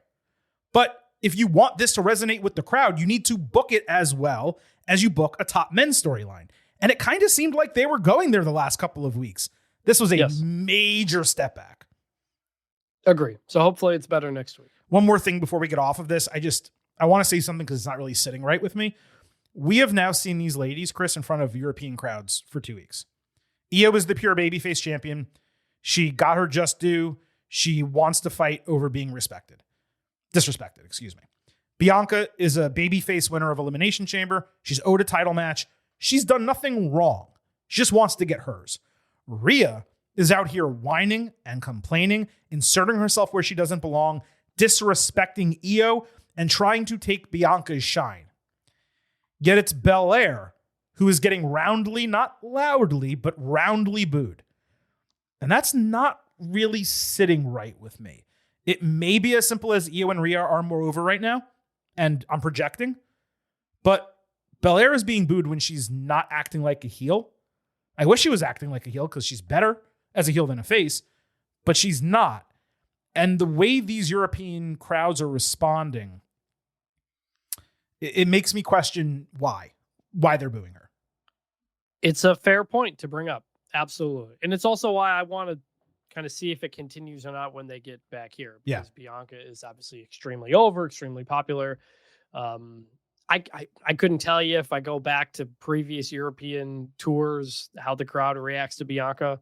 And we're not. I mean, they were booed, I think, if I remember, lightly booed at Clash at the Castle, but that's because Alba Fire and Isla Dawn were in the match and they were getting cheered. Yeah. There was a reason for that. So, I mean, like you said, not, definitively saying anything, but just, it is worth thinking about and I guess keeping an eye on. Yeah, it was noticeable, I guess. Is the best way to put it. That's fair. All right, we got a lot more. Randy Orton was serenaded to open SmackDown, and man, it was a serenade.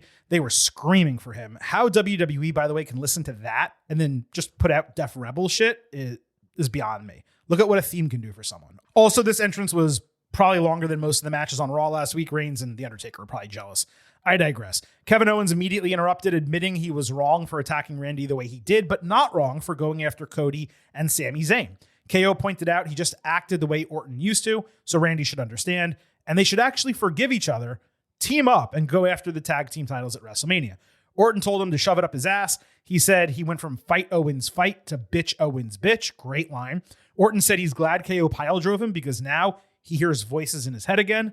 They counsel him, and he understands that he needs to kick his head off his entire body at WrestleMania.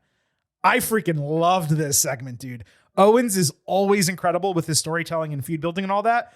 He's carried a lot of the weight, both with this and with the Sami Zayn story, but him gaslighting Orton into teaming with him obviously failed. You had Orton here cutting maybe his best promo in the last couple of years, coming back at him, quoting his own theme. That was the chef's kiss on this entire deal. I said it earlier in the show. This is the best and most cohesive storyline right now on the road to WrestleMania, and this was a no-brainer good. Yep, definitely good. Laid it out. Simple stuff. This was also the beginning of the show, and what jumped out to me was just how many Italian flags were in the crowd. This was in Bologna, the ancestral home of the Vaninis. And man, they were just everywhere. And Randy noted Roberto Baggio. I wrote it down. It looked like some Italian soccer player. But yeah, Randy. Yeah, so Europe, proud of Bologna, being from Bologna in Italy, but you don't know Roberto Baggio. Yeah, I mean, you know, it is what it is. This is not a soccer or football podcast. Sorry. Randy in Europe is crazy over in the crowd and all that stuff. He seems to get some extra juice out of it. So this was good stuff. And since we didn't talk about really the crowds at the beginning of the show, just wanted to bring up Bologna again because I got to get there someday. You do indeed. And it was good. Do you agree with me that this is actually the most cohesive built story for WrestleMania right now? Where like there's really no flaws with it? Yeah. I mean, of the top ones, just off the top of my everything head, that's been announced. Yeah. Yeah. It's pretty wild. We had Jade Cargill against Liv Morgan. Liv did a great job backstage explaining that they were fighting because Jade was capable of clearing her name this entire time, but chose not to do so. Jade later said she wouldn't be disrespected, so she'll show Liv what's up before coming after Naomi. Not her worst promo, definitely not her best. When Morgan entered, WWE showed that a fan had used her face on the Mona Lisa, which was amazing, and they should license and sell that as soon as possible. Cargill basically wore a silver mullet wig, which was odd. She dominated early, hitting a fallaway slam that led to the heels to walk away and just try to go to the back. Then she had a huge powerbomb. Morgan finally got offense with a backstabber off of Raquel Rodriguez distraction. Three Amigos followed before Jade superbly countered Oblivion into a German suplex with a spinebuster chaser. Cargill did like an F5, but she fell down with it, which I think was a mistake. Naomi showed up ringside to distract. Jade caught Oblivion for a backbreaker, pulled Naomi onto the apron where she got clocked with one of the tag team titles. Liv took advantage with Oblivion for the 1-2-3 with Cargill getting pinned for the first time in any WWE match, let alone a singles match. Naomi laid her out after the bell, delivering Heatseeker, mocking Jade's pose, and then pouncing her into the announce table. Great call from Joe Tessitore, pointing out that it was similar to how Jade got pounced out of the loading dock into the car. So good parallel there. I was pleasantly surprised that this match got 10 minutes. Jade looked pretty damn fluid outside of that singular slightly off spot. And you have Liv beating her 1-2-3. I actually believe this was Cargill's best match since debuting in WWE. She worked and bumped really well. She sold her ass off for Morgan. Credit where it's due. I just assumed we were headed for a DQ, but in kayfabe, her actually taking an L is far more notable, and it should impact her ego. And check this out, dude. Liv Morgan now has 3 wins over Ronda Rousey, a win over Becky Lynch, a win over Trish Stratus, and the first and only pinfall over Jade Cargill in WWE. She also eliminated her from the 2024 Royal Rumble, by the way. Hot damn. I love that so much for her. I say this seriously.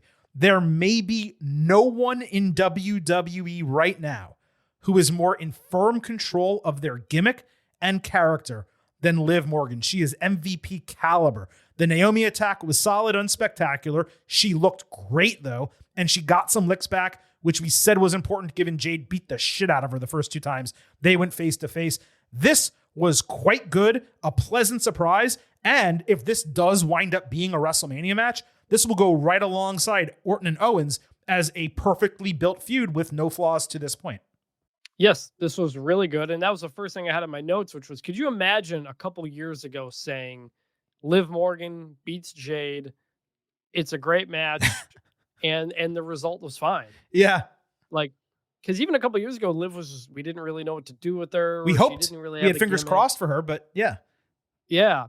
And this is only Jade Cargill's 3rd ever official loss, like being pinned, because she went 60-2 in AEW with both losses coming to Chris Statlander. Right. So singles loss. Like very, very rare company here for Liv Morgan, which like there's been so much interference interference, I feel like, in WWE, that like a clean finish like this was a pleasant surprise. It made everything not more clean, impactful. not clean, but she got the 1, 2, 3 with Well, a finisher. like I mean, like a 1, 2, 3 yeah. So that was nice to see, like a real finish. And yeah, this was good. And you're right, the match was really good. And credit to both of them for that. I just loved the way Jade bumped for Liv. Like, because when you're a giant wrestler like she is and you're strong, you don't necessarily need to do that. Just falling down and sometimes is the impact. But man, she sold for her so well. So I know she was getting some criticism last week. But damn, I mean, this was really impressive from both of them. And one of my favorite segments on WWE TV this entire week. I did also like the line from Liv earlier where she said Jade had time to update her Instagram, but not clear our names. Right. Because Liv's kind of in the right in that sense. Liv and KO are never, and Drew McIntyre, they don't lie and they're never wrong, but they're all heels.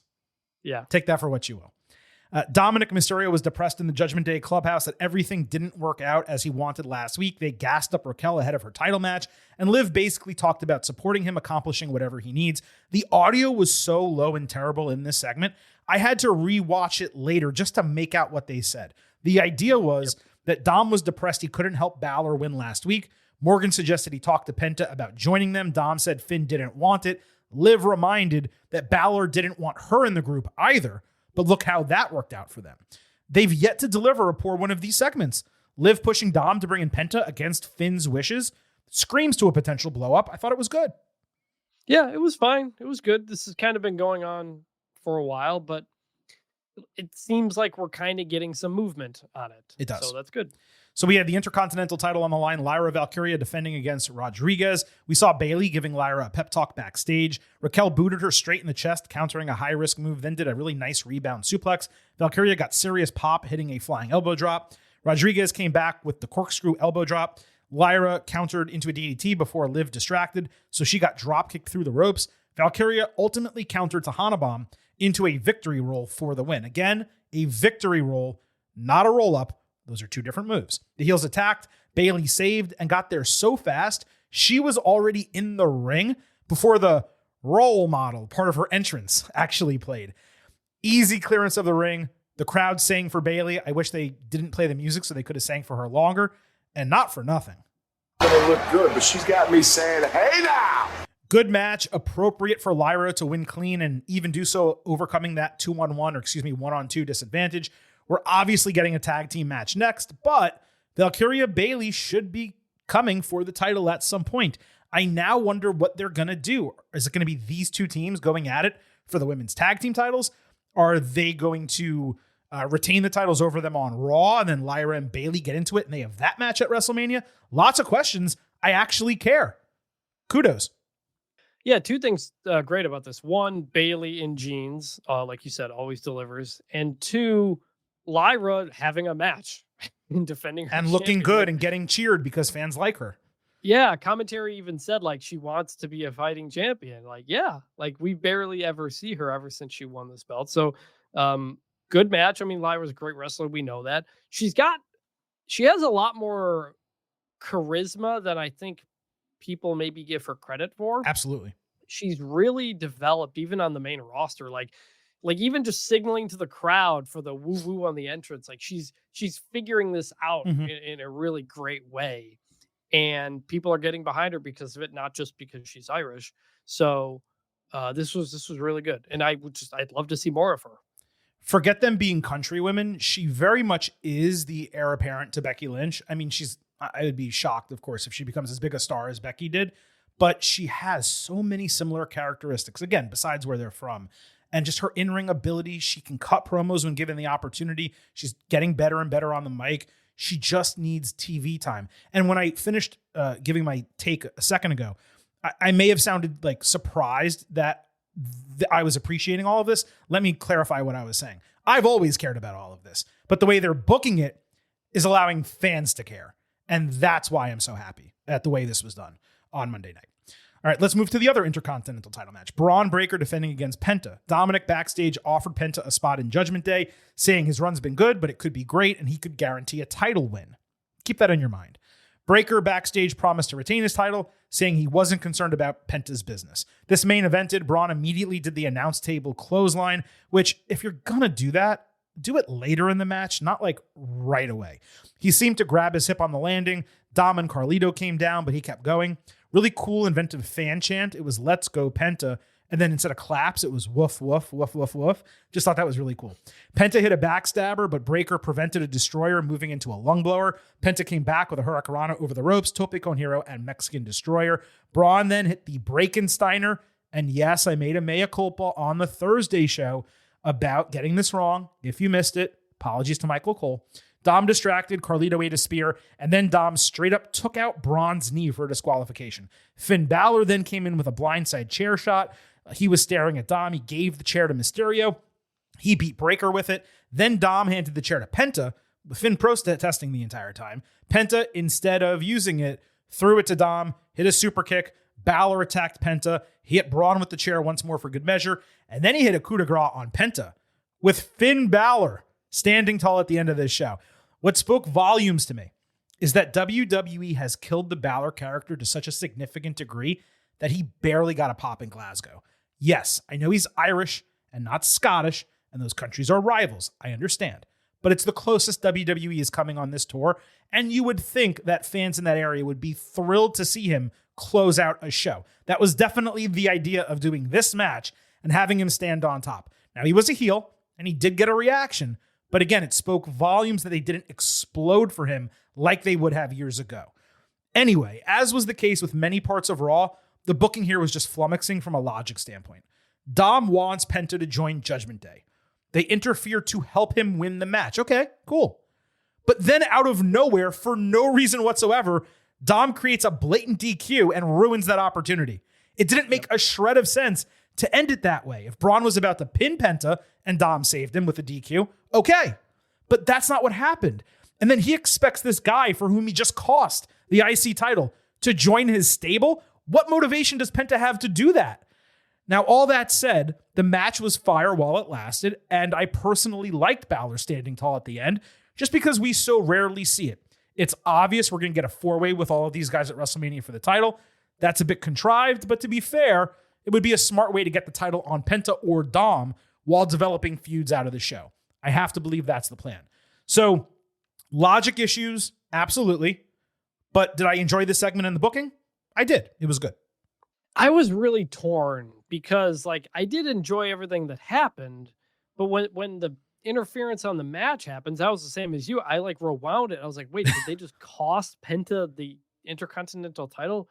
Why would you do that? Right. Why is that going to help you?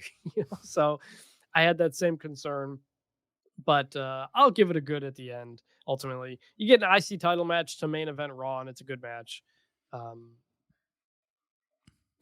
Yeah, it's an IC title level type of thing. It doesn't have to be, WrestleMania main event level stuff. So it was good. It is to a degree. I almost think we've been spoiled a little bit with the IC title because we had the Gunther triple threat and then Gunther against Sami Zayn. And that did platform it higher. Not that it should be, because it should be platformed high, but platformed higher than it has generally been in WWE over the last, 15 years.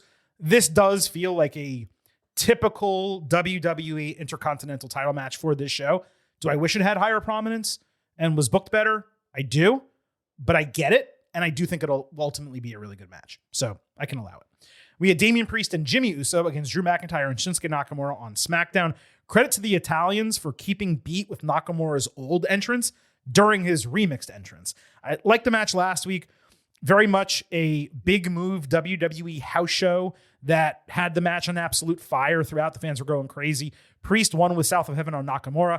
McIntyre attacked him after the bell rather brutally, saying it's on site, banging his head into the mat from close range. Priest at one point said he was going to kill Drew before he got stomped out. And then McIntyre ended it with a claymore and a promise to keep him in the ground before leaving Priest catatonic and shaking and dipping out of the ring. This was damn good all around. Match, attack, everything. When it comes to the feud, the question remains whether WWE can do something to make me care about it and feel like it's worthy enough for McIntyre at WrestleMania given his incredible year. Still not there for me, but it is heating up. Definitely needs a stipulation of some kind because Priest doesn't have the star power to carry this match. You make this false count anywhere, that would seriously drive interest. The way Drew is murking Damian each week, it feels like Priest is actually going to win at this juncture. Heaven forbid, but there's plenty of time still. And I actually hope we end a couple programs with Priest on top. That way we're not sure who's going to win this match by the time WrestleMania rolls around. Yeah, I'm giving it a good. I'll say the McIntyre Priest build, even if it's not the match we want, like the build has been pretty consistent. Yes, agreed. You know, they're not having big drop-offs and that type of stuff. It's really what Gunther Jay should be and kind of really isn't anymore. You're right. That's a good point. I have gotten more into this as I've gotten less into some other stuff. The match was good. You know, like you said, it's kind of a house show type of thing. Get you to what you want to get to at the end. And, you know, it's consistent. And so I'm getting more into it. This was a good. Where was your interest level in this match 3 weeks ago? And where is it now out of 10? 10 being the highest. Now I'll say like a 6, but it was like a 1 or a 2 a couple weeks ago. I actually completely, I agree with you pretty much. And it's consistently just getting solid every week. Yeah, I think they've taken me from a 3 to a 6, and they could get to like 7.5, I think, if they just keep going this direction, for sure. On his way out of the arena, McIntyre said he didn't start this with Priest, but he will end it. He called him an emu vulture and dared anyone to tell him why he's wrong, how he's even the least bit illogical. Thank you! McIntyre then came across Rollins looking absolutely ridiculous, as I described earlier, and Drew stared him down before shaking his head after Seth walked by. I enjoyed this. McIntyre tells no lies. I love how he always calls that out. We had the Usos against A-Town Down Under on Raw. When Jey Uso entered, Jimmy popped in right behind him. So not really much of a surprise there. It got zero reaction from the crowd because A, it was boring, and B, they didn't even draw it out with like an entrance. It was such a strange booking decision to promote a mystery partner and then just go with his brother. Like, you know, what are we doing here? I'm going to jump in right here because this was my main point of the whole thing. How is this like the Uso reunion?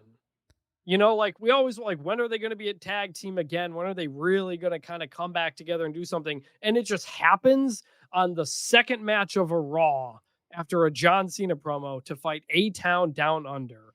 Unbelievable. Like I was waiting for the reunion match to be a thing. This is one of the greatest tag teams of all time. They have the record for the longest reign of all time. They fought each other last year at WrestleMania.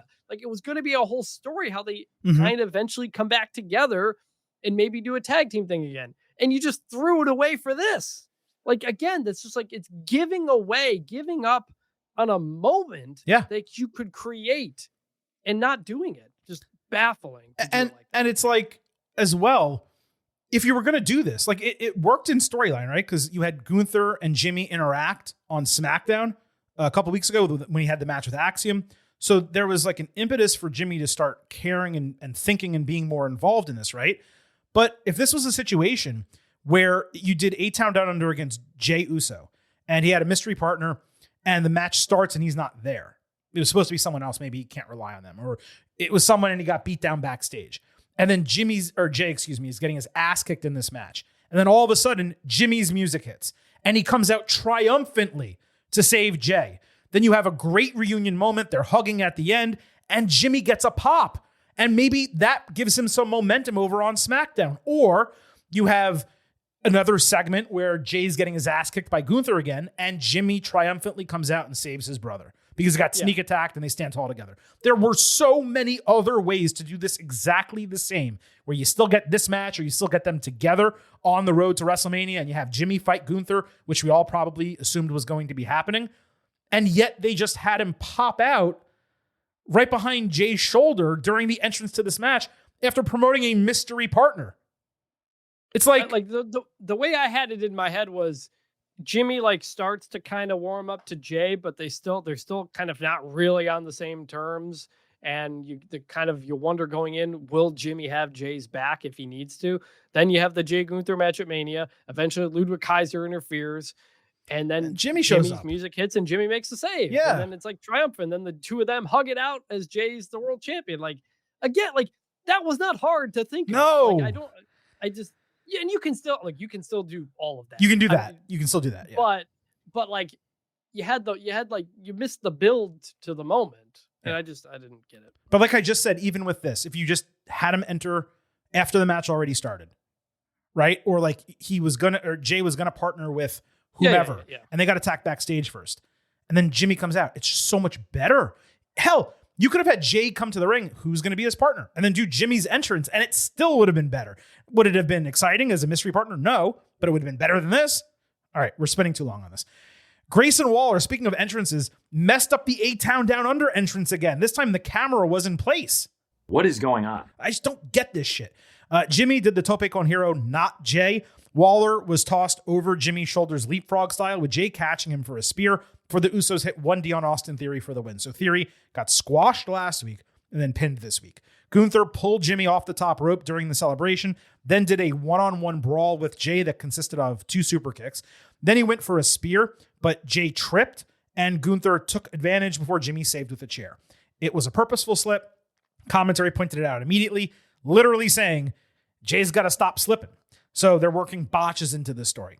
Jimmy later found Jay, who was pouting on some stairs, gave him some harsh brotherly love. He said Jay's been in his head. He botched last week. He's become a meme. And if he continues on this path, he's not going to win at WrestleMania. Jay messed up saying he's 3-0 against Gunther. He meant to say 0-3. And he doubted he could beat him. Jimmy said he's right. This version of Jay can't beat Gunther. But the right-hand man, main event Jay, that guy can do it. Then Jimmy turned the corner. He saw Gunther. He challenged him for next week, which we obviously expected. Gunther took a shot at Jay verbally. So Jimmy straight hand slapped the shit out of him across the face. The highlight of this entire segment, a top tier slap, as good as you're going to get in professional wrestling. This is frustrating. It was nice to see the Usos back together. The match was fine, but it was immensely repetitive with Gunther at the end. As to the story, I've said it for a couple weeks. The clear path here should have been Jay realizing he needs to up his game to overcome Gunther. Instead, it's not Jay needing to up his game. It's Jay needing to get back to the baseline, the dude who has already lost to Gunther twice. They have Jay messing up the only 3 moves in his arsenal, yet he's still winning matches the entire time. Gunther's in Jay's head, and now he's losing confidence, but what's Gunther done to get in his head? It's not giving him the 10 weeks of hell like he promised. The booking for this, Chris, you'll remember coming out of the Royal Rumble, those first 2 weeks, it was immensely promising. And we were like, you know what? For all those fans who are angry that Jay won the Royal Rumble, WWE is proving them wrong week after week. Now, it feels like they've kind of lost the plot, or at least they're not executing this to the best of their ability. They can find it. Plenty of time left. But I'm at a bad here. I will say again, Jay's spear, much better. Jimmy's slap was great. Jimmy's been the best part of this feud the last 2 weeks. Yeah, like I was going to give the first part of this, the match, a bad, but the second part, the post-match stuff with Jimmy and everything, a good. Let's do it. I agree. So, like, and they are telling a story now, which they kind of hadn't been doing for the last month or so, which is Jay is off. Now Jay is going to have to work to get up to the level to beat Gunther. This is what we thought they were going to do 5 weeks ago, and they just didn't really do anything. So I'm more optimistic now after this than I was the last couple of weeks, because now they're starting to shift into a story. You may not like the story, but they are getting back to, hey, maybe Jay just isn't a good enough wrestler and he makes mistakes. That shouldn't beat Gunther, which is kind of the story we thought they would tell at the beginning. Yeah, I mean, to a degree, they're focusing more on Jay messing up as opposed to leveling up. But again, the baseline Jay has already lost to Gunther twice. He doesn't need to get back to being the guy who challenged him for those titles. He needs to get back to being a guy who's better than the guy who challenged for those titles. Mm-hmm. So they're starting him lower than he was, as opposed to starting him at, hey, you can't beat me as this version of Jay. You need to be better. Jimmy could have trained him. He could have worked with other people.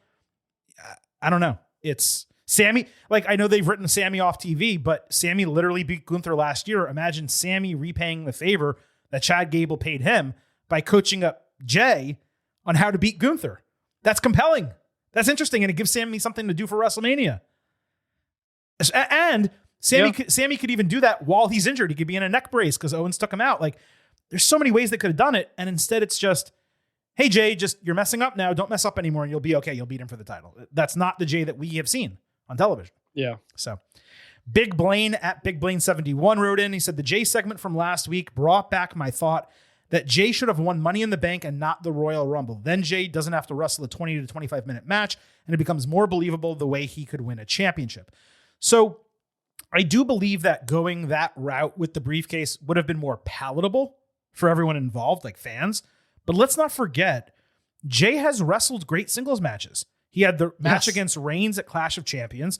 He had the Rollins match, I believe it was on the Raw after WrestleMania for the title, and the Gunther match for the Intercontinental title on Raw 13 months ago. He's not an actively bad wrestler who needs to get hidden. It's just that he's an upper mid-carder and not a main eventer. And that goes back to our conversation from last week. Yeah, no, Jay didn't need to. The Jey Uso coming out of the Rumble was like, fine. We've seen him do good matches. He just can't get over the hump, but he wins and like he does well. And they just kind of lost that. And now they're going in a different direction, sort of. We also had Matt Garner at MattGarner_91 right in. I wholeheartedly agree that Jay needs to stop using the spear. If you could pick a new finisher for him, what would it be? So what I would have Jay do is use the Rikishi driver, his father's finisher. I know it's technically a pile driver, but it's like the safest pile driver that's ever existed. You put someone over your shoulder, you sit down.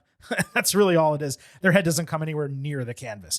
If they couldn't do that, then I believe Rosie did a swinging Uranagi. That would work as well. Something from his family's past, as opposed to something his cousin literally uses in every single match. So that's what I would do, Rikishi driver or that swinging Uranagi. I forgot if it had a name. Chris, what do you think? I mean, I would just keep the frog splash that kind of is the other finisher. The Uso splash. Yeah, Uso splash. I don't know. For him, a top rope move. I don't know. Maybe that's his regular finisher. Maybe that's his regular finisher, but to beat Gunther, he has to use the Rikishi driver or something, you know? Sure. I'm just imagining like he hits something and then the crowd's getting excited and he's running up to the top rope and he's it like kind of builds and builds and builds, hits the splash. I mean, that's what happened when he won the IC belt, I think, didn't he? Didn't he win? Didn't he beat Braun with the splash? I feel like that's kind of what I picture. I hope he did, but I feel like it was the spear, just because I would have hated it if it was the spear. I don't remember. You'd remember that though. I feel like I would, yeah. Actually, I looked it up. Yes, Jay, he beat Braun with a spear through the barricade, followed by a Uso splash in the ring for the 1, 2, 3. All right, that's more palatable. That's fine. Keeping it in the fam here. We had Braun Strowman against Jacob Fatu. LA Knight backstage gassed Strowman up for his match. Braun informed that Nick Aldis communicated to him it was a de facto number 1 contendership for the title. As far as the match, you know the drill. Oh, we got 2 big meaty men bumping me tonight. Major meat moments, as you would expect. Strowman kind of did the Samoan spike and then connected with his express pounce over the announce table on a second attempt. He did a real nice spinebuster on Fatu before Tama Tonga and Solo Sikoa attacked for a DQ, with Jacob understandably bothered by that. Knight saved as promised, but it took a bit long, though the faces did stand tall. Strowman was then announced as the winner and the de facto number 1 contender in London. Fatu threw a fit backstage, with Sikoa saying they were just trying to help. Jacob screamed at him to watch himself going forward. And let me just note, I'm realizing it as I'm saying this because we're talking about it after the Intercontinental title feud. This is the same booking. I didn't even put 2 and 2 together. Yep. They cost someone from winning the title, or in this case, the number 1 contendership, and didn't expect them to be angry at that. At least in this case, though, Jacob was getting beat down by Braun, which was the opposite of what was happening with Penta. But I'm just realizing now that it was exactly the same. I have to grade it as I saw it Friday night. I said this was good. It was indeed. Big meaty men slapping meat. That's what I want. I just wish it was better, and I wish it was meatier. The DQ process was formulaic. And look, it was nice to have Fatu and Strowman bump meat, but Braun doesn't move well enough where I actively want to see him have this match multiple times. It's obvious there's going to be interference next week. So at this point, I presume this is also a 4-way at WrestleMania. Fatu, Sikoa, Strowman, and Knight, both men's mid-card matches in the same type of match with 2 stablemates on one side. I don't know, man. It just really feels paint by numbers.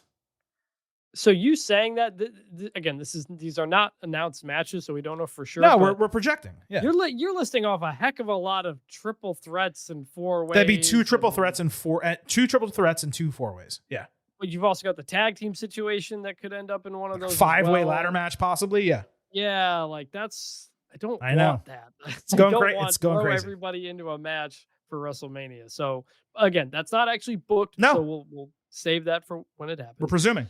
I would give this a good for like the match, but then a bad for the finish, and the bad takes it out because like it's a number 1 contender match being decided by DQ from the heels getting disqualified on purpose. Like it didn't make any sense to me. Well, that did make sense because of Jacob's growing concern with Solo and them not getting along. So storyline wise, it actually made sense, but it didn't make sense for them to do it.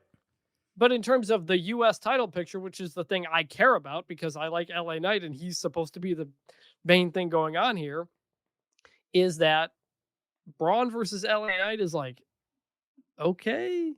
I mean, I guess the positive is I can't see LA Knight losing that. Well, no, it's just a TV match just to continue the story. Yeah. So I was like, okay. But I'm worried it's going to become another thing where LA Knight is the champion and him as the champion is not the focal point of the story. Mm-hmm. You know, it's going to become something else. Jacob Fatu and Solo instead of just like it used to be Carmelo and Andrade. So like, I'm giving it a bad because the finish just wrecked the whole thing to me. Credit to Jacob for actively being mad as he should be because it didn't make any sense for them to do that. They made it all make sense. I just really didn't like that finish for a number 1 contender match. Yeah, so I'm giving it a bad. That's totally fine. Zelina Vega fought Piper Niven. Zelina got 0 reaction on her entrance, which is strange because she's so popular that she gets pops in the United States despite barely being on TV. It was a new theme that I guess was okay, but I don't know. Fans really should have been cheering for her. Despite that, fans did lightly chant for her at one point very early in the match. Niven briefly did a $1 Million Dream before a Glasgow Kiss. Vega countered a press move into a backpack sleeper, then put it in an octopus hold. Zelina added a Meteora, but when Piper tried to stop a 619, Vega hit a great satellite DDT. She knocked Chelsea Green off the apron and hit a 619, but Alba Fire's distraction was too much. Niven caught her cold with a running crossbody to get the win in almost 14 minutes. I saw some people panning this match. What the hell are you guys watching? This is what I'm talking about. It started slow. It did. But they got time, and ultimately this cooked. Piper got to show her stuff, her power, her dominance. Zelina's run of offense proved that she could be taken seriously as a legitimate contender for this title.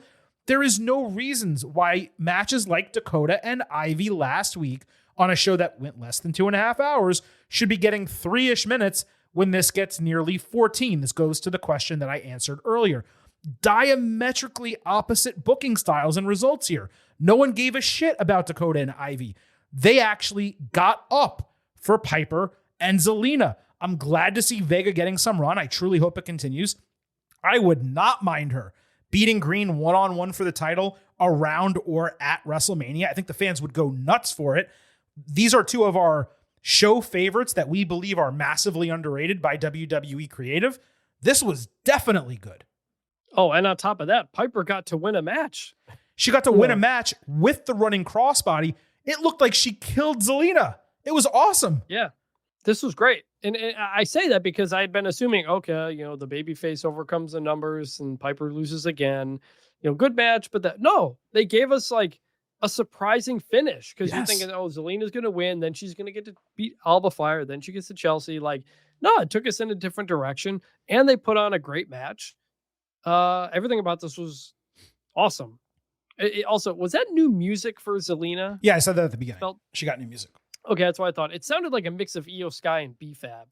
So I don't know if I loved it or not. It sounded kind of trashy, but to be fair, I couldn't tell you what her previous music was. I just knew it sounded new. So but still awesome, good stuff from everybody involved.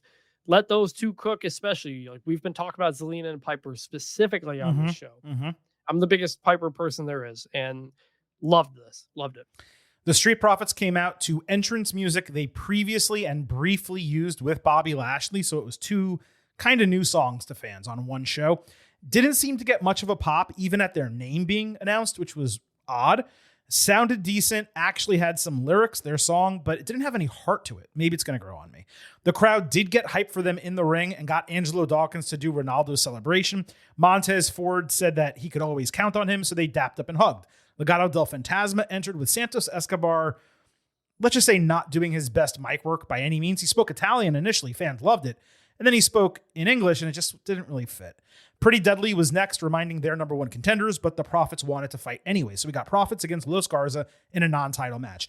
The heels were excellent, getting most of the offense, including the Garza special, the Blockbuster Gory special. I love that move. The heels then tried a double press slam off the ropes, but Ford completely flipped over and landed on his feet. There was an incredible camera shot of Los Garza sitting on the top rope stunned as Montez just stood there looking like a badass, and the crowd went absolutely nuts behind him. This is a Will Ospreay spot, but the fact that Montez was able to do it was great. Tez then hit a great superplex. Dawkins got tagged during a tope con hero, and Tez landed a great frog splash for the 1-2-3. Super match. I'm going to say this until I'm blue in the face. Los Garza need to be booked better. These guys got to get some wins and legitimacy under them because they have everything else. They look great. Angel in particular can cut promos, and they are incredible wrestlers. I'm a bit surprised at the entirety of the booking here because it kind of felt like they got eliminated from title contention. You would believe that because they lost clean when we're still expecting that multi-team match involving all these guys at WrestleMania. Maybe that's not what we're going to get. But on this night, it was a no-brainer good as a match. The preceding segment, it was unfortunate for Escobar, but he fully redeemed himself during this match. I don't know if you noticed this. Every single time the camera found him, he lost more clothes and looked more disheveled as his boys were losing the match. The jacket came off, his shirt got ripped open, his hair was all messed up in frustration. Hilarious background character during all of this. So I thought it was a very successful segment. It's interesting you didn't like Santos on the mic. I liked it because he had some fire. Like for the first time that I could remember in a long time. He's usually talking very kind of smug or sarcastic, but he sounded like he was getting pretty pissed off that they keep losing and getting disrespected and all these things. And I was like, whoa, that's interesting. So I actually like that. The Garzas overall, to your point about where do they fit and everything, maybe they're just the team that everybody beats on the way to WrestleMania without them, as opposed to everybody beating them each other. I don't know, because you're right. It does feel like at the moment they wouldn't be involved. So I don't know how you get them involved. Match itself was good. These guys can go. And the Montez frog splash, I will continue to always say it. They should use the hard cam on the live shot. They always give you the shot from below and you lose all context of just how high he is. I hate that they always do this. They make their most impactful moves look least impactful as possible on their initial shots. Sometimes you will get them on the replay, but on this replay, it was a close-up zoom, so you just see him and all the background is blurry. I just don't know. The little thing bothers me forever, but overall, I liked all of this. Thought it was really good, and I thought the Street Profits theme sounded a lot like Solo Sikoa's theme. Interesting.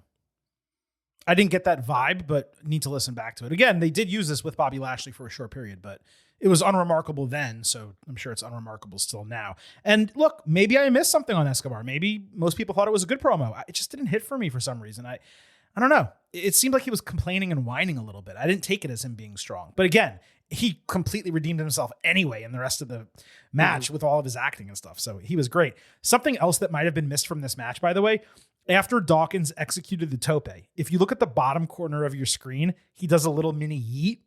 Because obviously Jay botched the move last week. So I don't know if that was like an homage or, if he was just kind of playing and giving him like a little, jab in the side. But I did think that was very funny. Deadly later backstage shared their excitement with DIY that they get to challenge for the titles in London at the O2 Arena next week. They're obviously British. DIY offered to help them become champions next week in exchange for a title rematch. They obviously denied that. Motor City Machine Guns then welcomed them to the back of the line sarcastically. Thought it was a solid segment overall just to continue developing the tag team chemistry and the storyline for WrestleMania. There were a second set of vignettes, presumably for Rey Fenix and Aleister Black. The Fenix, one remains obvious, just like with Penta. What makes me laugh is that Fenix looks like he's in the intro package to Rampage, with all the orange lightning and all that type of stuff.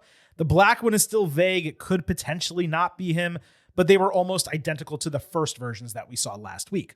There was a El Grande Americano historical video package for the American luchador character, putting him on par with legends, including the Guerrero family. It was completely, and let me be very clear when I say this, purposefully made with artificial intelligence, and it included the first and probably only usage of Gulf of America I have ever or will ever be okay with seeing in sports or media. The revisionist history is that Americano rose to the top of the industry, was the face of Lucha Libre before being blackballed by his enemies. But now the legend has returned to bring honor back to this sport. Furthering the purposeful ridiculousness, this guy is supposed to have existed long before the last couple of weeks, but he has American-made a 2025 logo on his mask. One thing I wish they had thought through a little bit more was maybe having it just say American or Americano and then adding the made after the fact. But if they mean this to be tongue-in-cheek, dumb and stupid and ridiculous and something you're not supposed to believe, then okay, maybe that makes sense. Rey Mysterio and Dragon Lee backstage were disgusted, telling Pierce they knew it was Chad Gable. Gable came in, coughing, saying he was sick and could not compete. He even had a doctor's note. Rey threatened to fight him in the parking lot instead, which I loved. But Gable suggested they just go Dragon against Americano, and Lee had no issue doing that match. So we had Dragon Lee against El Grande Americano. He was indeed announced from Gulf of America, and he came out to a mariachi version of Stars and Stripes Forever, which was perfect. I believe it was a tweaked mask for Americano. It hit his facial features a little bit more than the first one we saw. He did all of Gable's mannerisms, including gracias with the fingers. He got Olay chants from the crowd, so they were buying in. Americano did a full release collar suplex off the ring apron. Great spot. Dragon came back with a hanging double stomp to ringside and a perfect German suplex in the ring. Americano then nabbed him running for a catch release suplex in the corner. Lee answered with a counter Liger bomb, but Americano completely ripped off his mask, and he did that as he was like hanging in the corner. Dragon immediately grabbed his face and tapped out to the ankle lock just to preserve his identity. I'm legitimately surprised and pleased how much I enjoyed this from start to finish. We don't talk politics on this show, but all of you know my sensitivities in that area. Don't worry. Don't worry. I'm not going to do what everyone thinks I'm going to do. Flip out, man. This may surprise some of you. I found this to be pitch perfect. It was ridiculous and over the top and insulting and topical. That was the entire point. All of it was purposeful to make you hate this character. This guy is mocking Lucha Libre culture, creating his own shitty AI backstory video. And this is now a guy you want to see get the shit kicked out of him. Maybe it's even going to be a mask versus mask match at WrestleMania with Mysterio. I mean, that is what I thought coming out of this. I could see it as one of those bumper bouts that you get 7-8 minutes and it's really exciting and you get a great moment and then you move on. This match was great. 3.75 stars, B+, top 2 or 3 WWE match of the week. Fingers crossed they keep at this and they don't go too far, but this was a definite good on Monday night. Everything about this was great. Fantastic. Loved it. Everything about the El Grande Americano thing, that was the other thing I was going to mention with the AIs. Like that looked like something you would pull out of AI, but like it does work in that sense because it's fake. Like it's not real. So, and the idea is that he just made it. Like, you know, it wasn't professionally produced by WWE. Right. So I like all of it except for American made on the mask. Yeah. Just no. Take it away. Pretend it was never there. I'll get behind it. You're just we know it's him, but like give us like a little bit of a reason, right, that you could believe him that it's him. Like I don't even know if they've said it on. It would be like not. Mr. America wearing a Hulkamania shirt. He didn't do that. Right. He wore a Mr. America shirt. Right. You know, just like you said, they adjusted it looked like they adjusted the mask a little bit, but they kept that on there. Like why? Just take that off of it, and this is perfect. It was still very good. I can't. It's like a little thing you don't need to do. You just let us believe that there's a reason you could believe that it's not him. Right. But they're not doing that. But other than that, I have found this whole thing to be very funny. And I found the Gulf of America thing very funny because the whole point is that it's tongue in cheek. Right. That's the entire, I saw people, this is racist. And no, you guys, it is going over your head. And again, if someone is sensitive to that type of shit, and we try not to talk about it on the show, but it's me, and I think Chris to a degree as well. I don't want to speak for him. If this was a problematic, we would tell you it's problematic. It's not. He's the bad guy. Yes. That's the point. Yes, exactly. And it doesn't mean that he's politically aligned with that. His name is El Grande Americano. So he's going with this topical idea that it's the Gulf of America. I don't want to spend more time on it. Again, if anyone would be upset about it, it would be me. I'm not upset about it.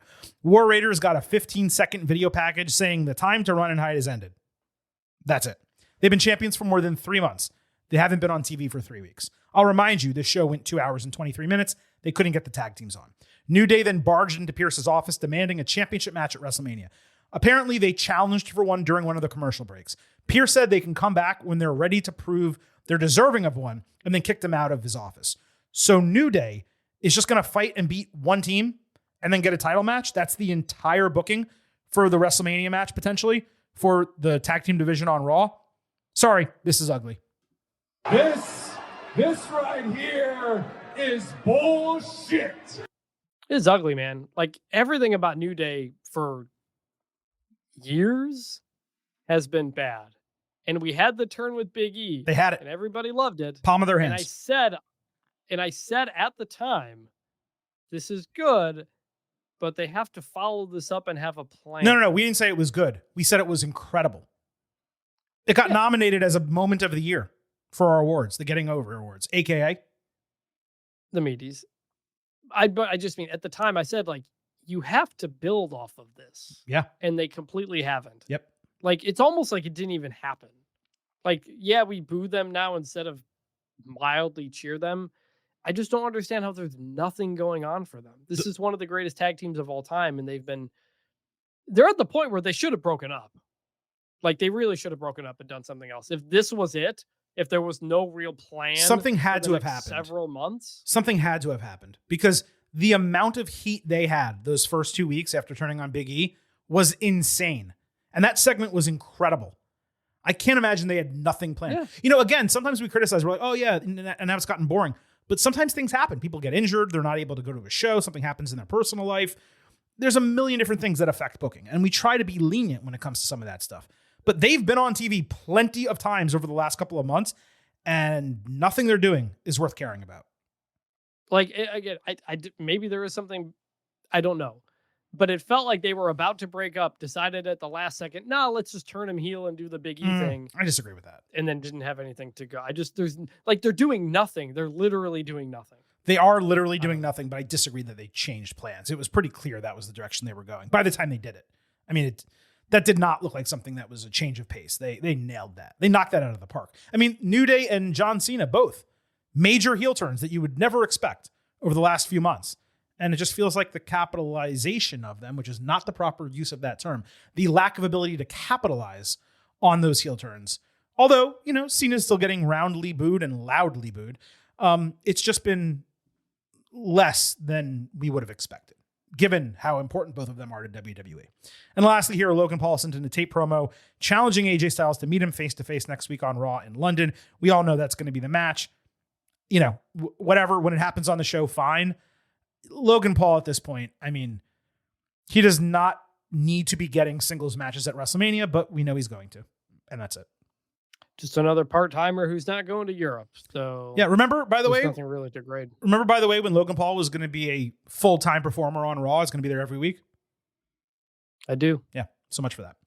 All right, folks, that wraps up this WWE edition of the Getting Over Wrestling podcast. And yes, we both acknowledge more critical than usual on this show. I mean, we're always critical, but there was more to criticize, let's put it that way, on this show than there normally is. Both of our fingers are crossed. I promise you that the road to WrestleMania will heat up and get more cohesive and less contrived over the next couple of weeks. And we will be here for you every single Tuesday, breaking down the latest in the world of WWE. We'll be back on Thursday talking NXT and AEW. You do not want to miss that. On the way out, allow the Silver King to remind you that this show is all about Defy. So head over to Apple Podcasts and Spotify, leave a 5-star rating on Apple, take a little extra time, leave a 5-star written review. If you do, we will read it live right here on the show. 4 reviews away from 500. Please remember to subscribe to us on YouTube at Getting Overcast.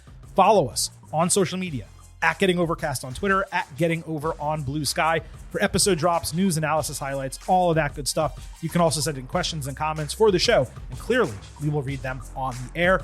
And do not forget, I happen to love the number 5. hope you do as well. $5 a month, $50 for the entire year. You can become an official Getting Overhead.